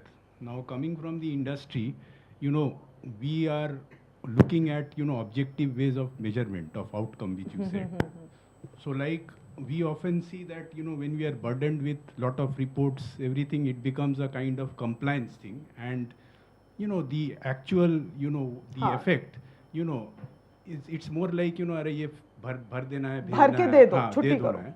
But, you know, down to the impact to the society with which the intention is, how much is it actually getting, you know, also manifested also depends down the line on the last mile of delivery mechanism. Okay, so policies might be brilliant, but how it is affected, and specifically in the governance sector, there are, you know, in these gram panchayats, etc., there are also, you know, those, you know, municipality people who are more, you know, like answerable to their masters, political masters. So how does it translate on the ground? I mean, you are starting with an intention, okay, that intention, and going down the level, it is more about what is in it for me, because that's how, you know, it works out in the, you know, down the line. And how is it, you know, how can it be manipulated, I mean, down the line? I mean, like, manipulated in the sense that whether it, ये हमारे काम का अगर I can actually utilize it for political purposes, I mean, some kind of thing. And how do you actually, you know, kind of get over that? That's an interesting question. I think it should be explained during the course of how I show you how we went from the national level to the state level down to that absolutely low level. So what we followed was, see, we are a small organization sitting in Delhi with me and a team of, let's say, 6 or 7 people. What we had to do was create these public policy tools which would throw out information and data about development at the bottommost level. That when it went to the public domain, apne aap, it created wonders because people got to know, and people meaning academia, research institutes, universities, industry, everybody got to know about the level of development and about the, you know, the reality, let me say the reality of our government schemes and government policies at that bottom level. I think that was one of the big ways that we could deal with it, because again, and that was the utility of it would depend on the team working in the districts. So I'll come to how we managed all this at the level of districts as well, in terms of trying to improve the situation at those bad districts. So we have all that data with us. We were able to project all that data with the chief ministers, with the chief secretaries, and at the level of district magistrates and collectors as well, who were helming at the level of districts. Some of the good ones used it, the bad ones obviously don't bother, so that you can't affect changes, you know, in 6 and 7 years in the entire country, but at least you can create a system which will be transparent, which will be evidence based, which will be data backed, and which people in the place cannot deny it. You cannot wash away it. So I'll just go on with this, and then you can have a look at how we did it. So this is monitoring. The second most biggest pillar of our work has been monitoring SDGs and taking it from the national to the absolutely local level. How we did it? Please Google this. This is the SDG India Index and Dashboard. This is the public policy tool we created way back in 2018. India became the first country in the entire world to have its own government made public policy tool to track SDGs, and not only at the national level, at the state level. So that there have been all these versions which have come up, and it's been hailed all over by the UN system and everybody, so it's all there. So the method of doing it, I'll just quickly, because you know, you are all doing stats and everything. So it's basically identifying the indicators from that basket of 300 indicators, normalizing the values 0 to 100, basically the trajectory of distance covered. Weightage is equal given to same, because that's the SDG theory. Again, individual goal score and composite score, arithmetic mean use hua tha isme. So this is again an established methodology done by SDSN standard also, which measures which ranks all countries of the world on SDGs. India ka rank hamesha kharab hi rehta hai.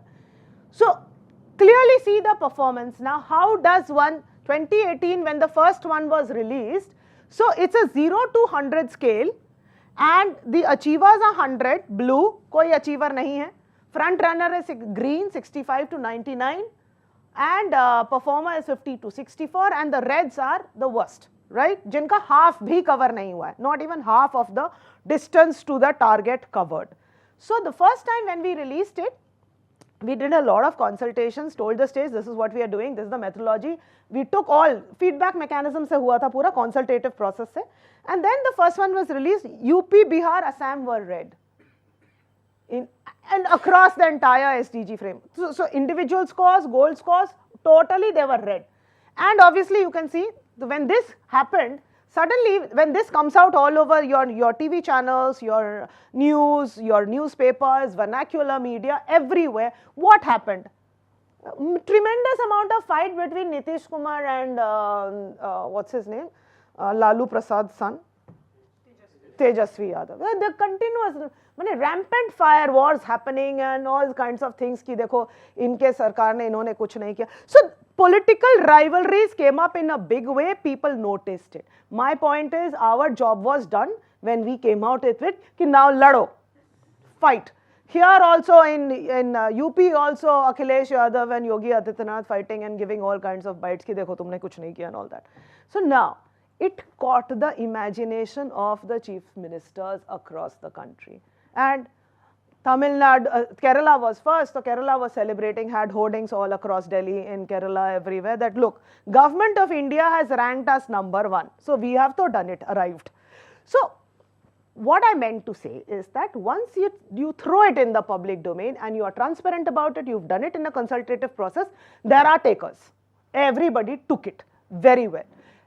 So क्या हुआ in between this year and that year, everybody, all the chief ministers, bhai aa jao, Sanyukta, wherever you are, come, do a technical capacity building, chief secretaries, pura bureaucracy baith gaya. Assam, Himanta Biswa Sharma became the chief minister. He said ki no, my bureaucracy will not do much, you will teach my council of ministers also. So we had full detailed presentations with the council of ministers, with the entire bureaucracy, teaching them, bhai ye karna hai. So, you know, so then they also affected that shift. They started monitoring what we were monitoring as outcomes. They stopped bothering about ki road kitna ban gaya. They had to monitor ki how many hamlets are still unconnected. So those kind of things, that entire shift happened in 1 year in terms of what the state governments then started prioritizing were the things which outcomes which we were highlighting in our reports. This happened, you can see some of the southern states moving very fast, right? And ye bhi bach gaye, I mean, you know, red hone se bach gaye. Dheere dheere, you can see how the difference has been happening in terms of over the years. So this is clear cut. Now this is, see, we understand that narrative, we understand that the southern states are doing better than the northern states. Where is the data? We have to understand the analytics of it. Everywhere the numbers count, measurability counts, reliability of that data counts in a big way. And let me tell you here, we did not take the data for all these indicators from ministries. The first thing we avoided is ministry se data nahi lenge. Water, you know, sanitation data, toilets, access to toilets. So what the ministry told us, 100% ho gaya. Oh, come on, yeah. I mean, I work in UP, I understand what it is. So we didn't take that. We said, okay, And then we had a huge fight with drinking water and total sanitation secretary, Mr. Param Iyer. I had a personal fight with him. We will not take your data. What we took was survey data, proper survey data, national survey data, and then we got them third party verified by all the UN agencies. So, you wouldn't believe sanitation data where the ministry tells me 100% covered hai, saturated with toilets, the actual number is 30% are still deprived. So, we took that. So, we were also very bold. Thankfully, I had a good boss and we were very bold in coming out with all these real bad numbers, which then actually, you know, then people realize that you can't get away with it. You can't shy away and you can't throw things under the carpet here and there.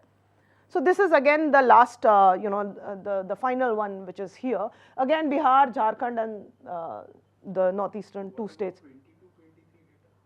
ये यहाँ पे है, I think there's something happened with the slide, I think.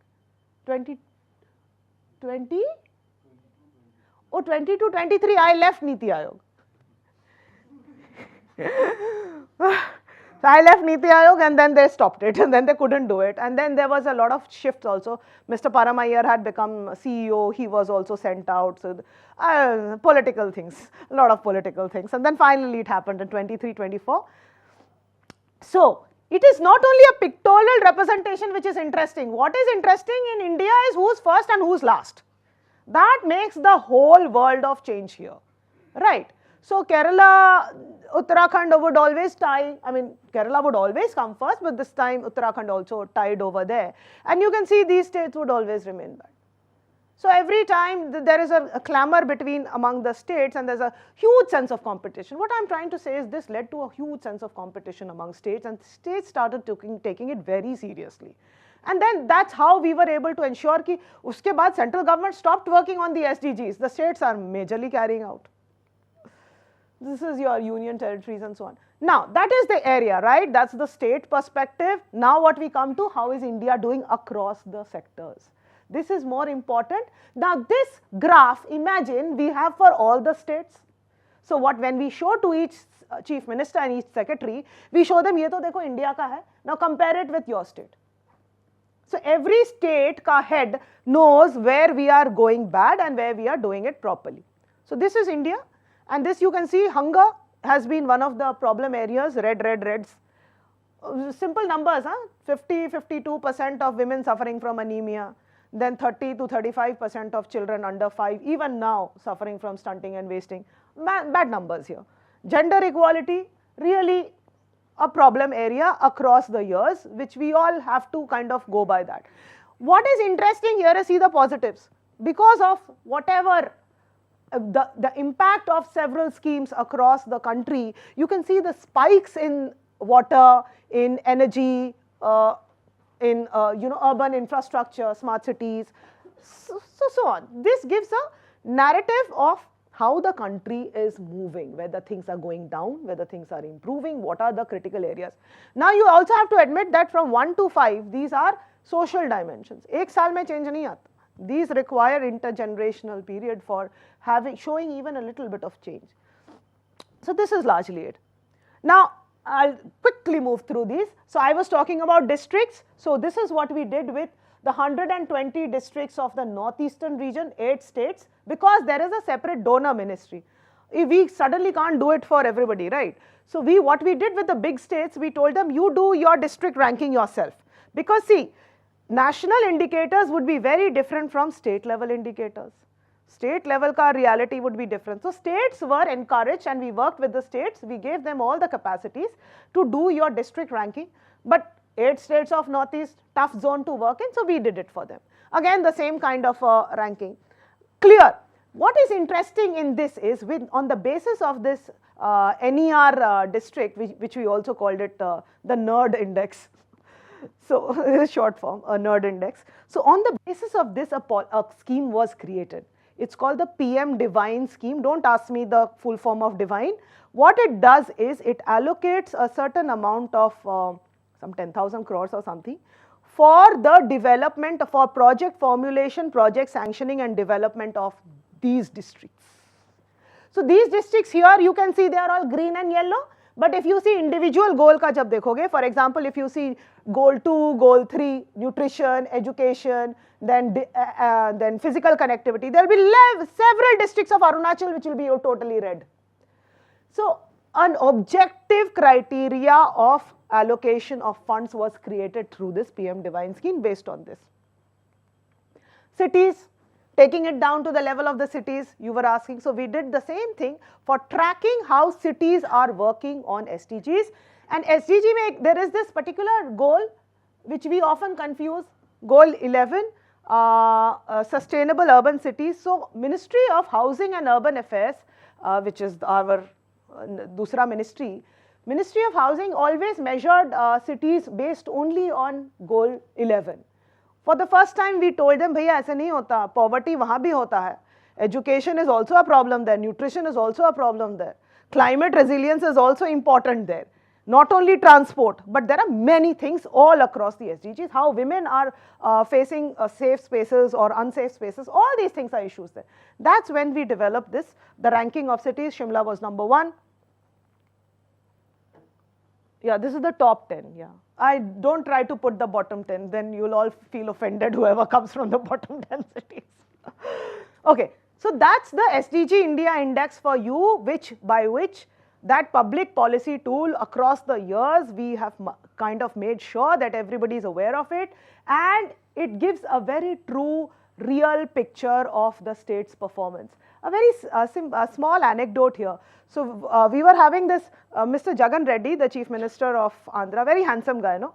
So he gave us a time of, let's say, 15 minutes he gave us a time. 15 minutes mein you have to come and explain. Okay, fair enough. We've done the entire presentations and workshops with the entire bureaucracy, Chief Secretary and all. When he started seeing it, very crisp, I made just a 10 slider for him. 10 slider mein he realized, bloody hell, so much of DBT he has done, where is it leading to? Because that state was very bad in education, he kept on arguing, "Arey, I am sending money to the mothers of children. So yeah, you can keep sending mothers to the children. You've made attendance compulsory for the teachers are feeding wrong data." Very clearly. So he had some of the worst parameters across the sectors in which he was doing big time DBT. And that time he didn't realize it, so he lost the election anyways. So it becomes an eye-opener for policymakers, and if they want to take action, they take action. If they don't want to take action, good for you. That's up to you. So the next one. This is a very interesting one. How many of you have heard about multidimensional poverty? See, you will go back enriched with this. So poverty across countries, in India also, it's measured how? As of now, what do you, anybody, how is poverty measured? Per capita income, no. It's measured by that consumption expenditure. How much a person or a household spends to consume on a basket of consumption items, right? Based on that, it determined how much of income you should have per month or something, na hota tha 2,000 something or something like that, to be able to qualify as above poverty line. So below poverty line is always an income which a family has in order to qualify as BPL or APL, right? Globally also this is money metric poverty based on the per capita consumption expenditure. It's now the numbers, you must have heard about the term $1 a day. Anybody who earns $1 a day, right? Poor, less than $1 a day, poor. So this World Bank also has the same money metric poverty, and from $1 a day I started working at $1 a day, now I am at $2.95 a day. So that also has increased to $2.95 a day. Now, suppose India's poverty line, do you know poverty line last India ka kab nikla tha? 2011. Yes, 2011. So we have not had a BPL estimate since 2011, we are in 2024, okay? And with that, 22% of India's population is below poverty line, okay? So now, as a let's say as an administrator, this is your below poverty line ka number, 22% is below poverty line, right? If you are given a budget of, let's say, 1,000 crores and you are told, please use it only for the poorest of the poor, how will you track the poorest of the poor? This is your line. Can anybody track? Identify the poorest.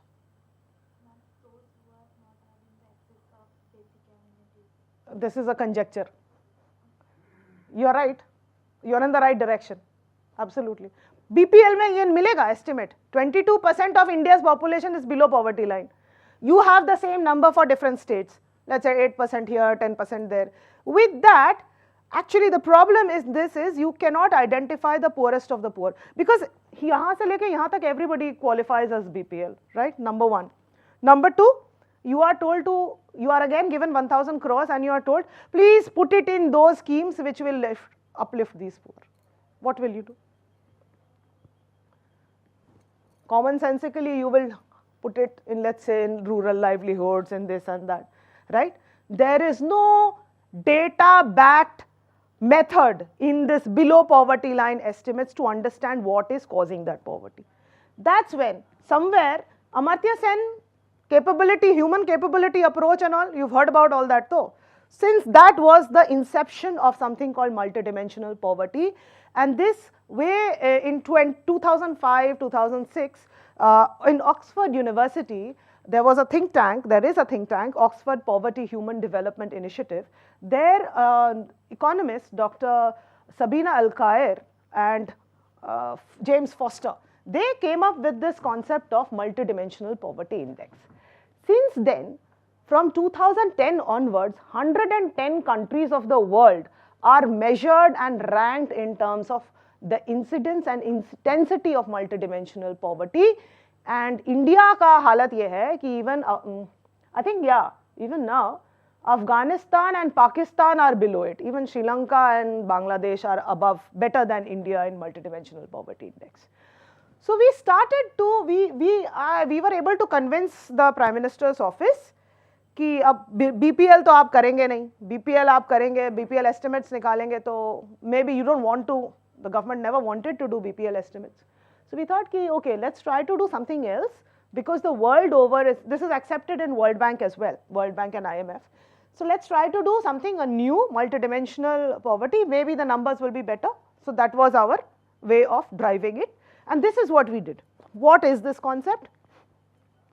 So Global Multidimensional Poverty Index, it is released every year with the UNDP ka HDR report. HD report pata hai na, Human Development Report. With that, the rankings are released at the back of it. And what it does, it measures poverty in terms of deprivation in 3 pillars. So it's health, education and standard of living divided into, so 1/3, 1/3, 1/3 weight. Every pillar has these indicators: nutrition, child mortality, maternal health is an Indian indicator, years of schooling, school attendance and all your standard of living. Then they get further divided into equal weights within that pillar. And this is perfectly linked with the, synced with the SDGs as well. So this is how Global Multidimensional Poverty Index is calculated based on deprivations. Now, certain key concepts in that. Ye dekho. So now, this we did, the first one was in 2015 and the second version was in 2021. These are done on the basis world over, because it's a standard world metric, it is done based on the demographic and health survey. Every country has a DHS. These are internationally, globally comparable, fairly very robust, and in India the DHS is the National Family Health Survey, okay, done by that Institute of Population Studies in Bombay. Yeah. So now, how does it fare? So certain scores, MPI score, the higher the worse, obviously. Head count ratio, what will you understand by head count ratio? How many are poor in the country? Intensity, how poor are the poor? So what it does is, so you can see in 2015 you can see the comparable numbers. 1 in 4 Indian was multidimensionally poor. That has reduced to 14%, right? Intensity kya hai ki on this weighted average, if a family is on that weighted average of all these indicators is deprived on more than 33%, then it will qualify as multidimensionally poor. So if your intensity is 47, so 50% se upar severe poverty hota hai, and then something like that, there is a gradation in the thing. 75% to upar to absolute poverty ho jata hai. So this is what it is, right? Now can you see how the states functioned? So again, the states which were doing badly on SDGs, doing badly here. Commonsensical. So these are commonsensical things, but we know that this is data based. Now the second thing what I would like to show you here is this part, how we take it to the district level. Now see, this is where the ability of creating these public policy tools and taking it down to that grassroots, that becomes so important. When I used to be district magistrate and collector, I have done collectorship in 10 districts of Uttar Pradesh, I never had this kind of information. इतना information हमारे पास कभी नहीं था. We were just hitting in the, you know, commonsensically. एक गांव में जा रहे हैं, देख रहे हैं कि ओहो यहाँ drinking water नहीं है, तो we will think कि drinking water पूरे district में नहीं है. So we were just acting on the basis of intuition. Sometimes the intuitions worked, sometimes they didn't work. But taking MPI to the level of finding the estimates for intra-state, this shows that in one particular state you can have reds and greens all coexisting at the same time. Therefore, any policy cannot, even a state level policy will not work for the entire state. You have to take into account district level nuances as well. What it did, again, so we are very cruel on that, we would start naming rightly, you know, numbering karenge 1 to 1 se leke 10 tak. So when this is very interesting. So when this result came out, so memes started happening. ये तो आया हमारा कब 2021 में निकला, memes आ गए कि oh, thank God Bihar is number 1 in some ranking of Niti Aayog. We were like, okay, go slow, Bihar is number 1, but it's the worst. Again, poverty is the highest over there. So I remember Nitish Kumar sir refused to see me when we went to kind of present him the report and do a complete analysis. Show him a little, brief him about it. He refused to see me. He called up my boss in Delhi and said, what the hell is she doing again and again? So ये सब drama चलता रहता था.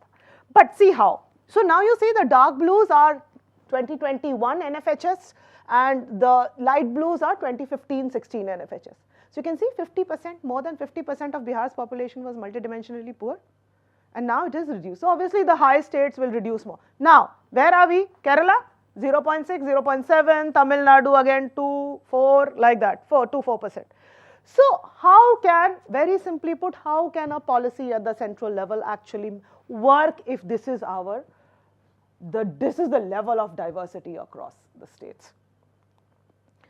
These are numbers, how many people have been lifted out of poverty. You can see every state, all these things are in the public domain.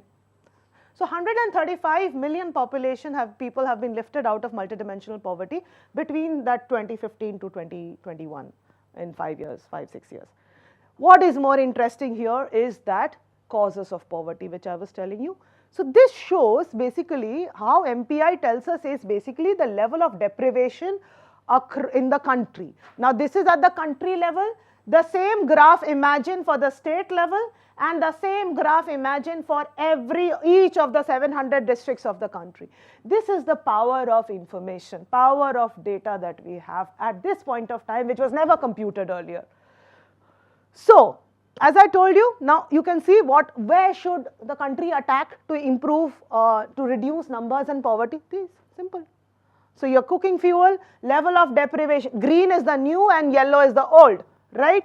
So you can see the deprivation across cooking fuel is still 43%, sanitation is still 30%, housing is 41%. So this is the level of deprivation as on 2021, which is not so late, which is not so far away.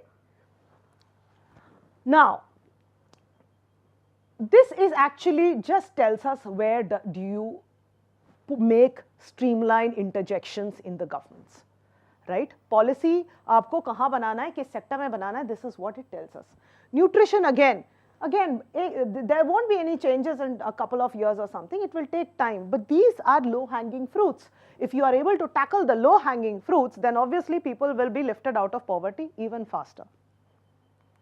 So simple, what I said, again localization, this is Nagaland. The same thing for Nagaland, I don't have to it's self-explanatory here, I don't have to say anything. Again, the same chart for Nagaland. So for this chart for the Chief Minister is of vital importance. At the same time, the same chart for all these districts, these 5-6 districts would be very relevant for the district administration and working there. Again, this is the districts, so I'll just go on. Yeah.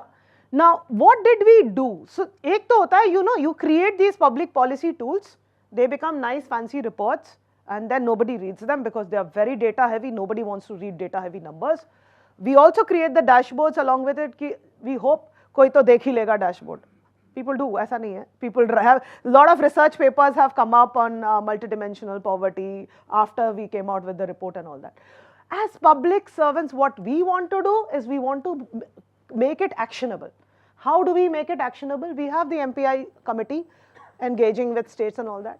Ye to, yahan tak to I showed you developing the national MPI. This is what is most important. How do we have that reform action plan?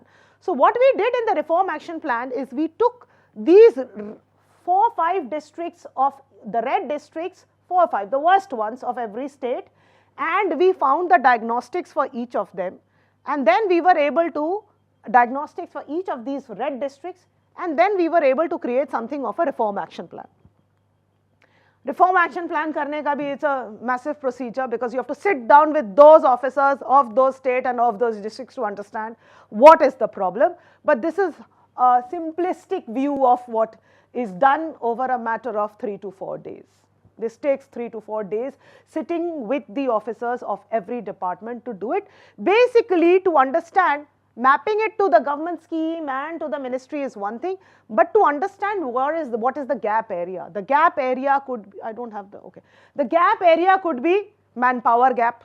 It could be a legislation and policy gap. It could be a finance gap. It could be a simple thing like ICDS mein, tablets have been taken, procurement ho gaya, but tablets have not been distributed only. So it could be 100 things.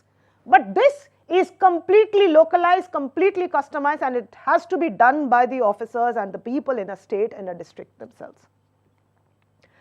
So that was largely the 2 policy areas. What states have done, I've been bragging a lot about what we have done. Let me brag a little bit about how states are also working on the SDGs in a big, big way.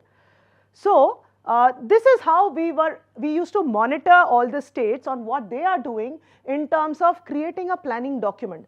पहले होता था 5-year plans होते थे, but 5-year plans अब नहीं होते हैं, but कुछ तो planning होगा, otherwise it is all going to be ad hocism. So some kind of a vision document which is aligned with the SDGs, then coordinating mechanisms, whether the high level is actually, do they have sectoral working groups, do they have adequate insight and reviewing of that, the monitoring and reviewing systems of indicator frameworks, dashboards of ranking of districts, budget aligning and capacity building. So this, I have to tell you this, when we started the work, 0, 0, 0, 1 singular digits mein hota tha, and now fairly everybody is doing it in a big way. So this is the state mein how the institutions work. State legislature, there's a chief secretary level committee everywhere, planning department, line department and all that. What is interesting is, I told you, remember, the first pillar of SDG localization, you have to have independent institutions curated who look after the SDGs, and that is where SDG coordination centers have been functional, have been created and have been functional in the states now. Some pictures, Uttarakhand vision document, the outcome output framework of Haryana. So every state has now kind of moved towards an outcome measuring monitoring framework. They call it by various names. Again, budget allocation of Haryana based on the SDGs, Punjab's state indicator framework, Andhra's reports. So this is the unique, this is what has become very much normal across states of how we rank the states on the SDGs. It is what the states have started ranking their districts, and there's a lot of carrot and stick policies also, incentives hai, punishment hai, blah, blah, blah. Interesting thing, I'm sure some of you will go to Karnataka, Bangalore, you will realize this, how they are the 2 steps ahead of everybody. So what they have done is they have created this matchmaking portal where they're bringing money from the private sector and then they kind of, channelize into SDG impact projects and so on. So this even we couldn't try, we tried and tried, we couldn't do it in Government of India level. So yes, I'll end it with this. Globally, what do we see? Now you can see the globally after COVID, everything was hunky-dory. After COVID, things though became completely haywire. So you can see what has been the impact of COVID on the progress of SDGs. The lower the global south, you see the biggest impacts and the biggest crisis. Now, what has happened? It was reviewed, and what came out in the Secretary General is that only 15% of our 169 targets are on track. Rest are either regressing, severely off track, very gloomy picture. And this, this is like largely like a report card. You can see the greens are visibly small and the reds are massive like. So this is largely the global picture. Also, the big reason you've heard about COP29, I'm sure, कि बोला गया कि 100 million से contribution से in the the developed countries would increase it to what? 300 million. Can you see the actual investment gap in the energy sector? It's 2.2 trillion annual investment gap if targets are to be achieved. So 100 million se increase, okay, it's going to 300 million. Peanuts. So this is the major problem also. Globally, this is the picture of these are the problems that countries are grappling with, especially countries of the South, Asia, Africa, Latin America, in terms of, and that's why the alliance now in G20 Brazilian presidency, that alliance has also been formed, no? The Global Alliance on Hunger and Poverty and so on. Let's see what comes out of it. So this is yes. So I would like to end with a nice happy picture because yeah, I've given you a lot of gloom. So what we said is that a model is good if it's working. A working model has to yield results. I can make a model, it could be a stagnant model, shows no results, so it's useless then. So we believe that the model of Indian localization has yielded decent results across the years. A lot remains to be done, but you can see the numbers themselves, in the health sector, in the education sector, you can see how improvements have happened. Bigger improvements in the infrastructure and service delivery sector, no doubt, massive numbers in both the financial aspects of it and in the physical infrastructure aspects of it. Largely, I will just end it here. So these are the takeaways, yeah. Obviously, more localized monitoring and no monitoring of expenditure and inputs, but yeah, more focused monitoring on the outcomes which actually matter. Institutions need to be strengthened, institutions' capacities need to be built. Building that, bringing in the private sector is a big way, massive amounts of capital, yeah. Employment, innovation, capital. This is the chunk that the private sector holds, which government in no way can kind of, bring in. Finally, what I felt was most important in terms of our experience as public servants, now this is where the public servant in me will come out very strongly.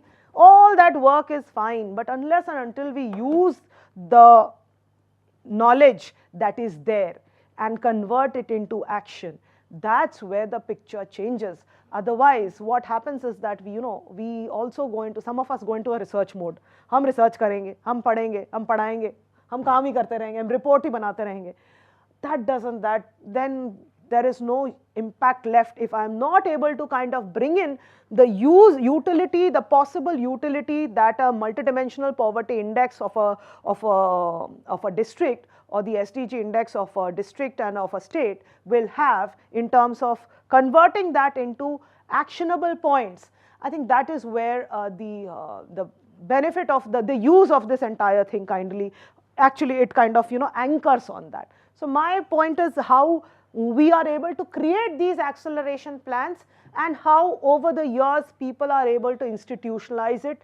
Our country, the difference between, I've done my masters in US, so what we realized is that systems are very strong there. Today I am here, I am not there, somebody else is there, some A, B, C, whoever. The system reigns supreme. But in our country, we are yet to achieve that level of maturity where we create a system and make it so strong that whoever the incumbent is, the systems rule. So that doesn't yet happen. And we do hope that with some kind of and what happens in our country, I'll tell you. My successor will say, oh, cut down her work. So it's just the ulta. So we are very happy in kind of brushing aside and erasing any good work that may remain from a predecessor. That's what the systems need to be strengthened so that these kind of acceleration plans actually happen not merely on paper but also get translated into the ground.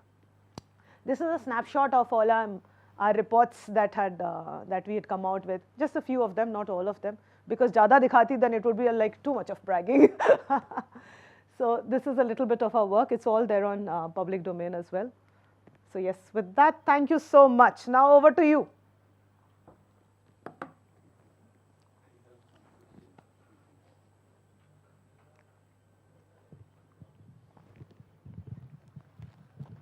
So I am starting on a lighter note that in your last statement you are saying, so which means that if Yogi ji and Modi ji continue, we can see this, continuity. And but again, that is not my question. My point is, like you have been working in UP, and I consider that to be as much as diverse, and it's like a country. So you must have experienced different experiences with different districts. Now, my question is, something which I feel there are some technological solutions and there are some on the ground, you build communities of practice and, you try to build solutions on that. Now, from your experience, which has been more effective or impactful on the ground? And number two, whether there is a correlation between the literacy and, because you talked about Kerala and all those things, and there is a correlation between literacy and the technological or COPs which I was talking about. I think it's a very clear cut, there is a massive correlation obviously. That's why the interventions work much better in, let's say, in a Tamil Nadu, in a Kerala or in a Karnataka than in a UP or a Bihar. So that point is a foregone kind of a conclusion. And that is why the challenges in UP are far more. So I left UP in the year 2012 and I came to Government of India around then. That's where I got to see the differences between some states working so proactively and where interventions are the same centrally sponsored scheme is working in a 10,000, in a better capacity than in other states. So even the hill states like Himachal, Uttarakhand has been doing wonderfully. So if you go to the districts, I've worked very closely in the districts also of Himachal. There also that let me say the capability is already there. You don't have to focus on building capability of village level functionaries or district level functionaries to kind of implement a simple intervention. So that kind of a difference, I think that creates a very, the starting point of races become different. So on the other point that you mentioned of building community and building technology. So point blank technological interventions work very strong. And this we have seen technological interventions, whether it's in even in the urban areas, definitely yes, in terms of single stop delivery systems. And now we have in the smart cities, we have the integrated command and control care centers, wherein it's a plethora of, let's say, full technology based sewer management, technology based public ration distribution. Everything is technologically kind of being followed and is being curated also that way. That is great. Community based may issues happen is that community based interventions don't work in the same way across the country. So community based interventions also work better where the level of, let's say, education is high, where the level of empowerment of women is high. So I was just in a village in I was in a village in the district of, in a western UP district of Bagpat. You will not imagine, there were 10 self-help groups of women. You know what they were doing? They were just into dairy. So I asked the women there, what do you do in dairy? Aap paneer banate ho, aap ghee banate ho, aap khoya banate ho? They said, no, we have some buffaloes, we just take the milk and we sell it. What is the point? What is a self-help group doing in that? Now, a similar self-help groups, we want them, kya? Value addition karoge, simple things. So I have seen in Chhattisgarh, near about Raipur, thoda dur, rural areas mein, self-help groups of women making LED bulbs, which is crazy, assembling things. doing mobile repair. So this is the level of, you know, how things work. So community participation works again, everything is linked to that education level. Education, your basic education, if it's faulty, nothing kind of grows on top. The superstructure kabhi banta nahi. That is the issue that we face in some of the northern states. But having said so, digital interventions, technology interventions, they are working in a big way. They have created an impact, but more impact in, say, more promising states where there is some kind of awareness, there is some kind of basic education, higher education, theek hai. Class 12 tak agar logon ne padh liya. Class 12 in UP, the higher education enrollment ratio itself is somewhere like 40% or something, 40-50%. GER. So it's all very complicated, it's all linked, they are complete intertwined. Yeah, so it's like a charcha over chai. Yes, you wanted to ask. Ma'am, I have a question. Like in the Sustainable Development Goal, we have a objective that is gender equality. So my question is, we often forget about talking about the third gender. So what are the initiatives taken by the government so that the condition of transgenders or the third gender can be improved? Because we have seen in different places and different public places that how they are treated very badly. So yeah, that's my question. No, I'll give it to you on that. But I will not give it to you on the fact that the third gender is not considered in the SDGs. So we had a full kind of consultation with the LGBTQ++ community, if you remember. So the gender perspective, not women, barring the women, the third gender perspective is already taken into account in reduced inequalities, which is goal 10, and even in goal 5. But the point which you are saying is that what is being done, whatever is being done is quite less compared to what should be being done. That's a reality. But indicators and outcome jo targets hain, they include the third gender in both two of these goals, goal 5 also and goal 10 also. Ma'am, I have one question. That now is coming that bank is not provide loan small and poor people, that there are enter like microfinance company, they have no license, they only go to remote area like village, and they are provide loan, nothing to see his CV, and they are provide to loan. And then when they money is not come to from people, that he have got I have loan from banking, then they have got to village people, and it is very uncertain situation. It is very bad for our economy. That one RBI report it says that there are village people, they have not income that he have got how to loan. So what is exactly the question? What is the solution? Yes, मेरा question है ma'am, लोगों का income नहीं जितना है उनसे ज़्यादा वो लोन ले रहे हैं, तो ये तो पूरे यूएस का भी यही प्रॉब्लम है. So we are all following the US model ना. नहीं देखो, this is a massive problem of NPAs, और NPAs में आप खाली बेचारा वो गरीब आदमी को ही देख रहे हो, अमीर आदमियों को भी तो देखो, उनका भी तो NPA हो रहा है. Corporate NPAs are much higher. So this is a very small area of concern where that's where, I mean, if banks are able to reform their own working operations, फिर तो it would have been a different ball game altogether. हाँ, मैं वही कह रही हूँ, ये बेचारा गरीब आदमी को देख रहा है, बड़ा NPA भी देखो थोड़ा. Ma'am, I have a question. Yes. We have the SDG 13 for climate action, and as you said, the private sector, when we see private companies, it's really difficult for them to inculcate all the new processes and products and all. So we are seeing a chunk of these startups who are coming up with these new ideas like renewable energy, waste management, then green technology.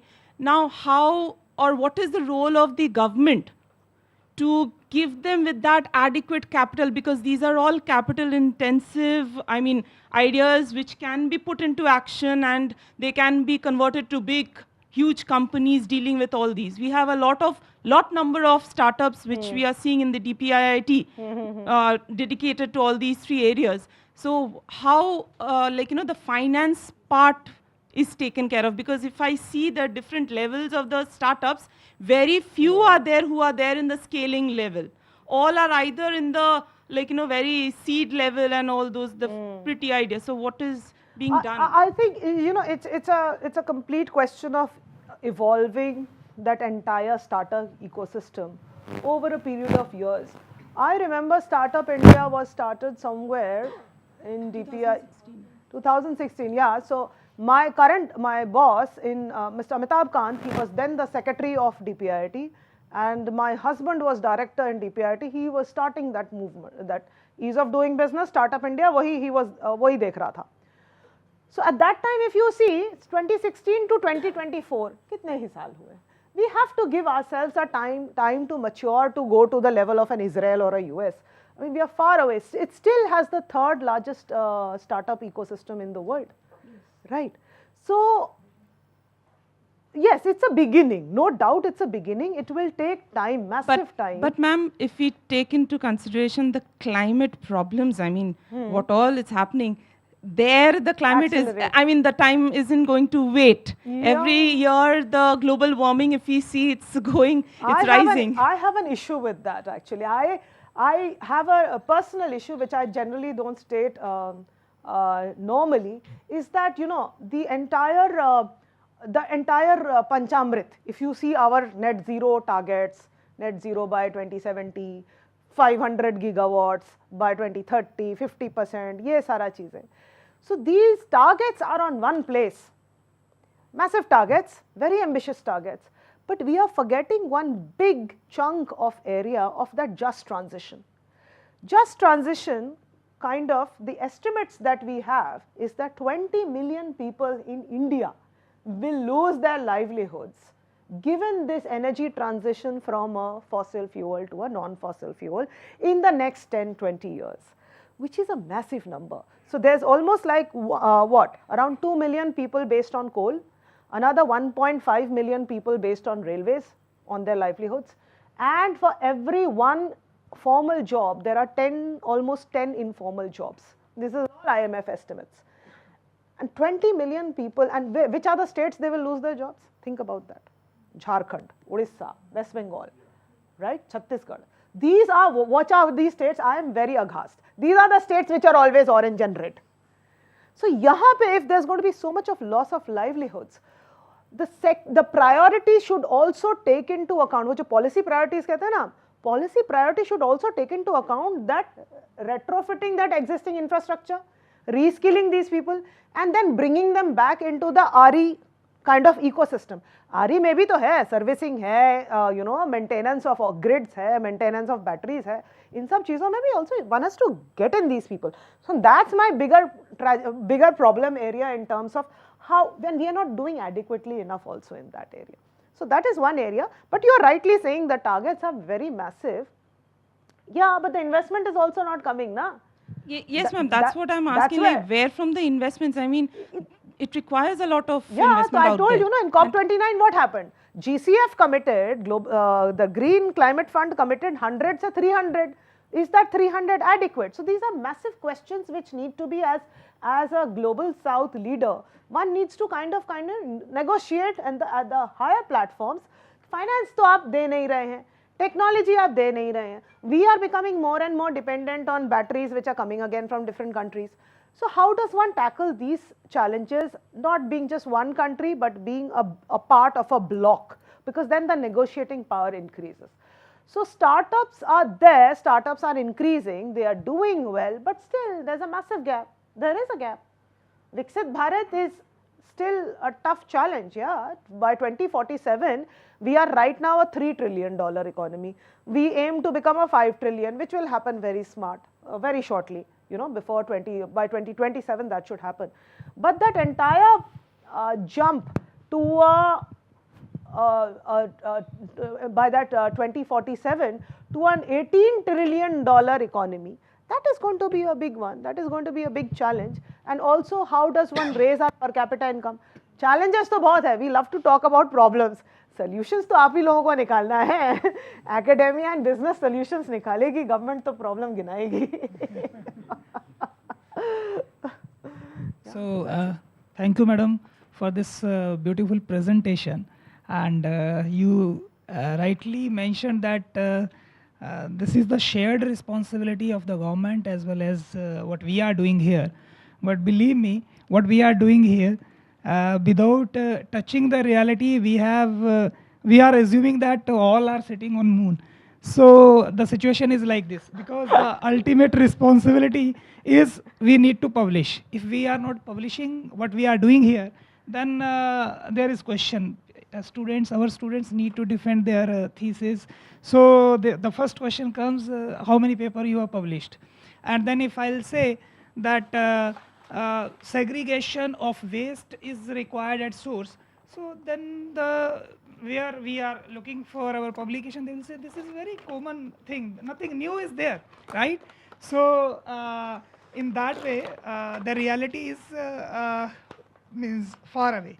So again, you mentioned that information is something which is the driving force right now, and then we are usually depending upon the reporting authorities only.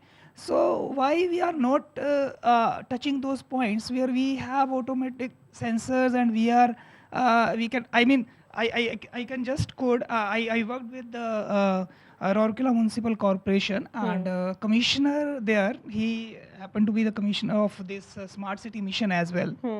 He sent his team to me and he said that we have done this, that work, we are getting so many rewards, but we have not published this anywhere. You please, professor, help us to publish this, whatever we are doing. So I said, okay, we can do that. You give me your report and I'll try to make it happen. So then I said, all these things are there already published. So what is the new here? The new here is what we are doing here in India. So see, you have installed dustbins, right? And then you will see all over the waste is there other than inside the dustbin. Other than the dustbin. So then sometimes dustbin is overflowing, no one is coming. So why we don't have that technology? Just to install the sensor and then we can find that dustbin is full, you need to take it. I worked with one of the, I believe, largest hospital in UP, that is King George Medical Hospital. I think at that time, 1,000 bed capacity. So they were actually, they outsourced this waste handling process to some third vendor. And what he was doing, he was carrying the bags and then dropping it in somewhere in the forest. Because that disposing of final disposal, this final disposal is very costly. No, this is happening everywhere. Because that I asked the problem, because hospital was paying 16 rupees per kg to dispose it as per the criteria, whatever WHO has defined, and our norms are there. So simple thing is, we are not able to track. So after that, what they did, they just attached the chip with that, and then we can dynamically check where that bag is right now. And you believe me, after that segregation and everything, that cost was cut down to 4 rupees per kg, and they started making revenue out of that by recycling the things. So depending upon the reporting authority, only reports are, means once things happen, then we ask the officials to report that, right? So why don't that should be like something predictive is the technology we can use. That's where the technology role comes in a big way. No? Yeah, like one of the participants also mentioned that manipulative kind of things. So we don't want bad numbers on the screen, right? So we don't want inflated numbers. We don't want unnecessarily. If administrators also don't want that bad numbers are coming against, because that is obviously So That's a maybe bias. the reason that a few of the chief minister they will never like your report, whatever you are reporting. No, but they have no now. After a point, once it gets established, they have no choice but to accept it. They Yes. can't even fight it because it was Yes. done. Everything has their signatures of the chief secretary. Everything they all know how it's done. It's so transparent. That's why transparency becomes very important. Transparency will come with the technological intervention. Yes, That is what yes. is required. So when we are framing policy, I think that is something we need to take care. We can just automate the things up to some extent where we can do that. So I thank you remember very the case of Prime Minister's Awas Yojana, जो पहले इंदिरा आवास होती थी. So in UP or in many states, some districts had these massive CBI inquiries कि आवास सारे houses, Prime Minister's Awas Yojana, houses सारे paper में बन गए, पैसा चला गया, जमीन पे तो है नहीं. है नहीं. उसके बाद क्या हुआ? Amarjeet Sinha sir became the secretary RD. This was in 2015 something. He got them all geo-tracked. Simple. अब जियो ट्रैकिंग से क्या है, उनके लैपटॉप पे बैठ के दिखता था हमें कि ये हाउस ये बन गया, उसका photo. So simple things of technology infusion, at least it improves service delivery, it improves infrastructure quality, and obviously it removes pilferage. So that point is a given. But how far functionaries are also adept at using this, that becomes a very that's a condition of how much capacity has been built into them. Otherwise, they will only start kind of manipulating it and subverting it. In this context, there are also some union concurrent and state list. Yes. The powers reside with the state. Yes. Like for example. Lord, mostly all of them, yeah. And there also, like you said about the Awas scheme, and there have been complaints that this scheme has also been used or manipulated by the ruling political party there, and genuine ones are not getting that. Okay, and I mean that's what I've also heard. Yeah, you've heard rightly so, but we shouldn't discuss it here. We will discuss it over tea. So, okay. Yes, please. Okay. Last question maybe.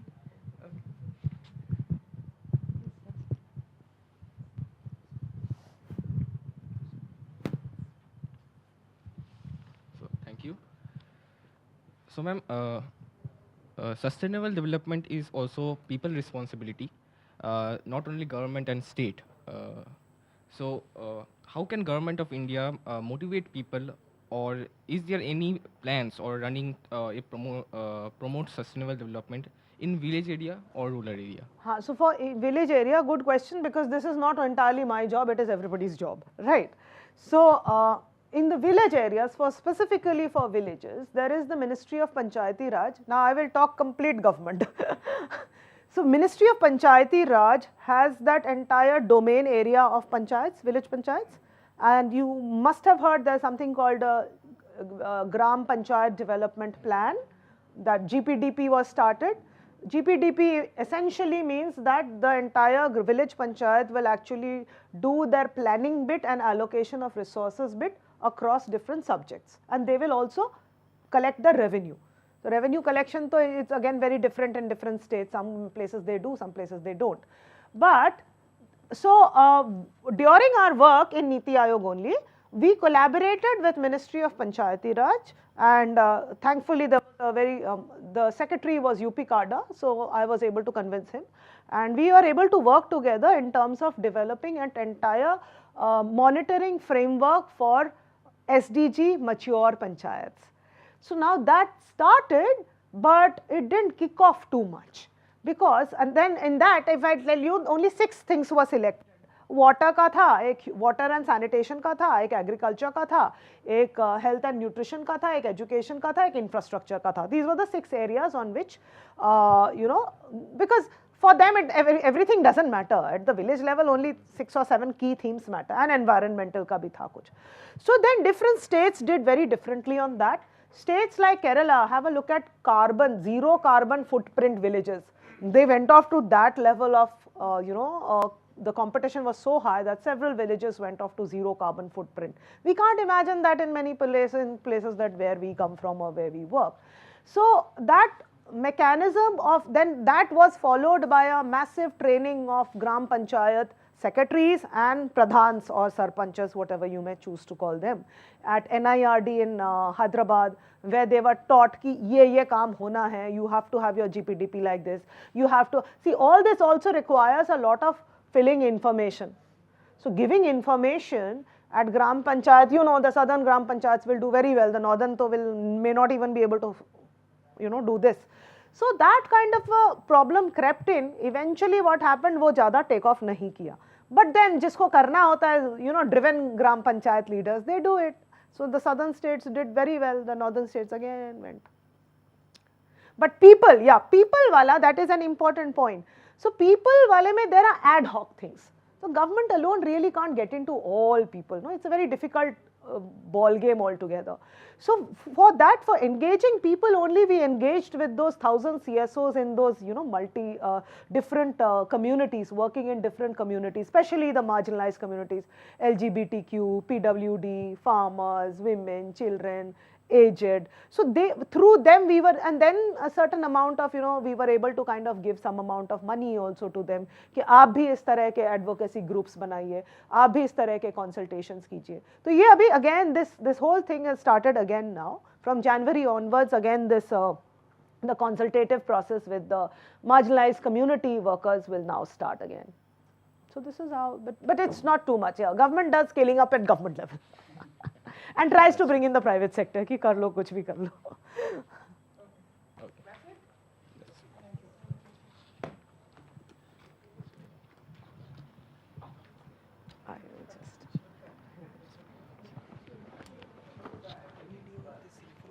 हाँ अभी भर दे. हाँ अभी भर देती हूँ. हाँ हाँ ठीक है. ठीक है, ये मैं आपको अभी बैठी करिए. हाँ ओके.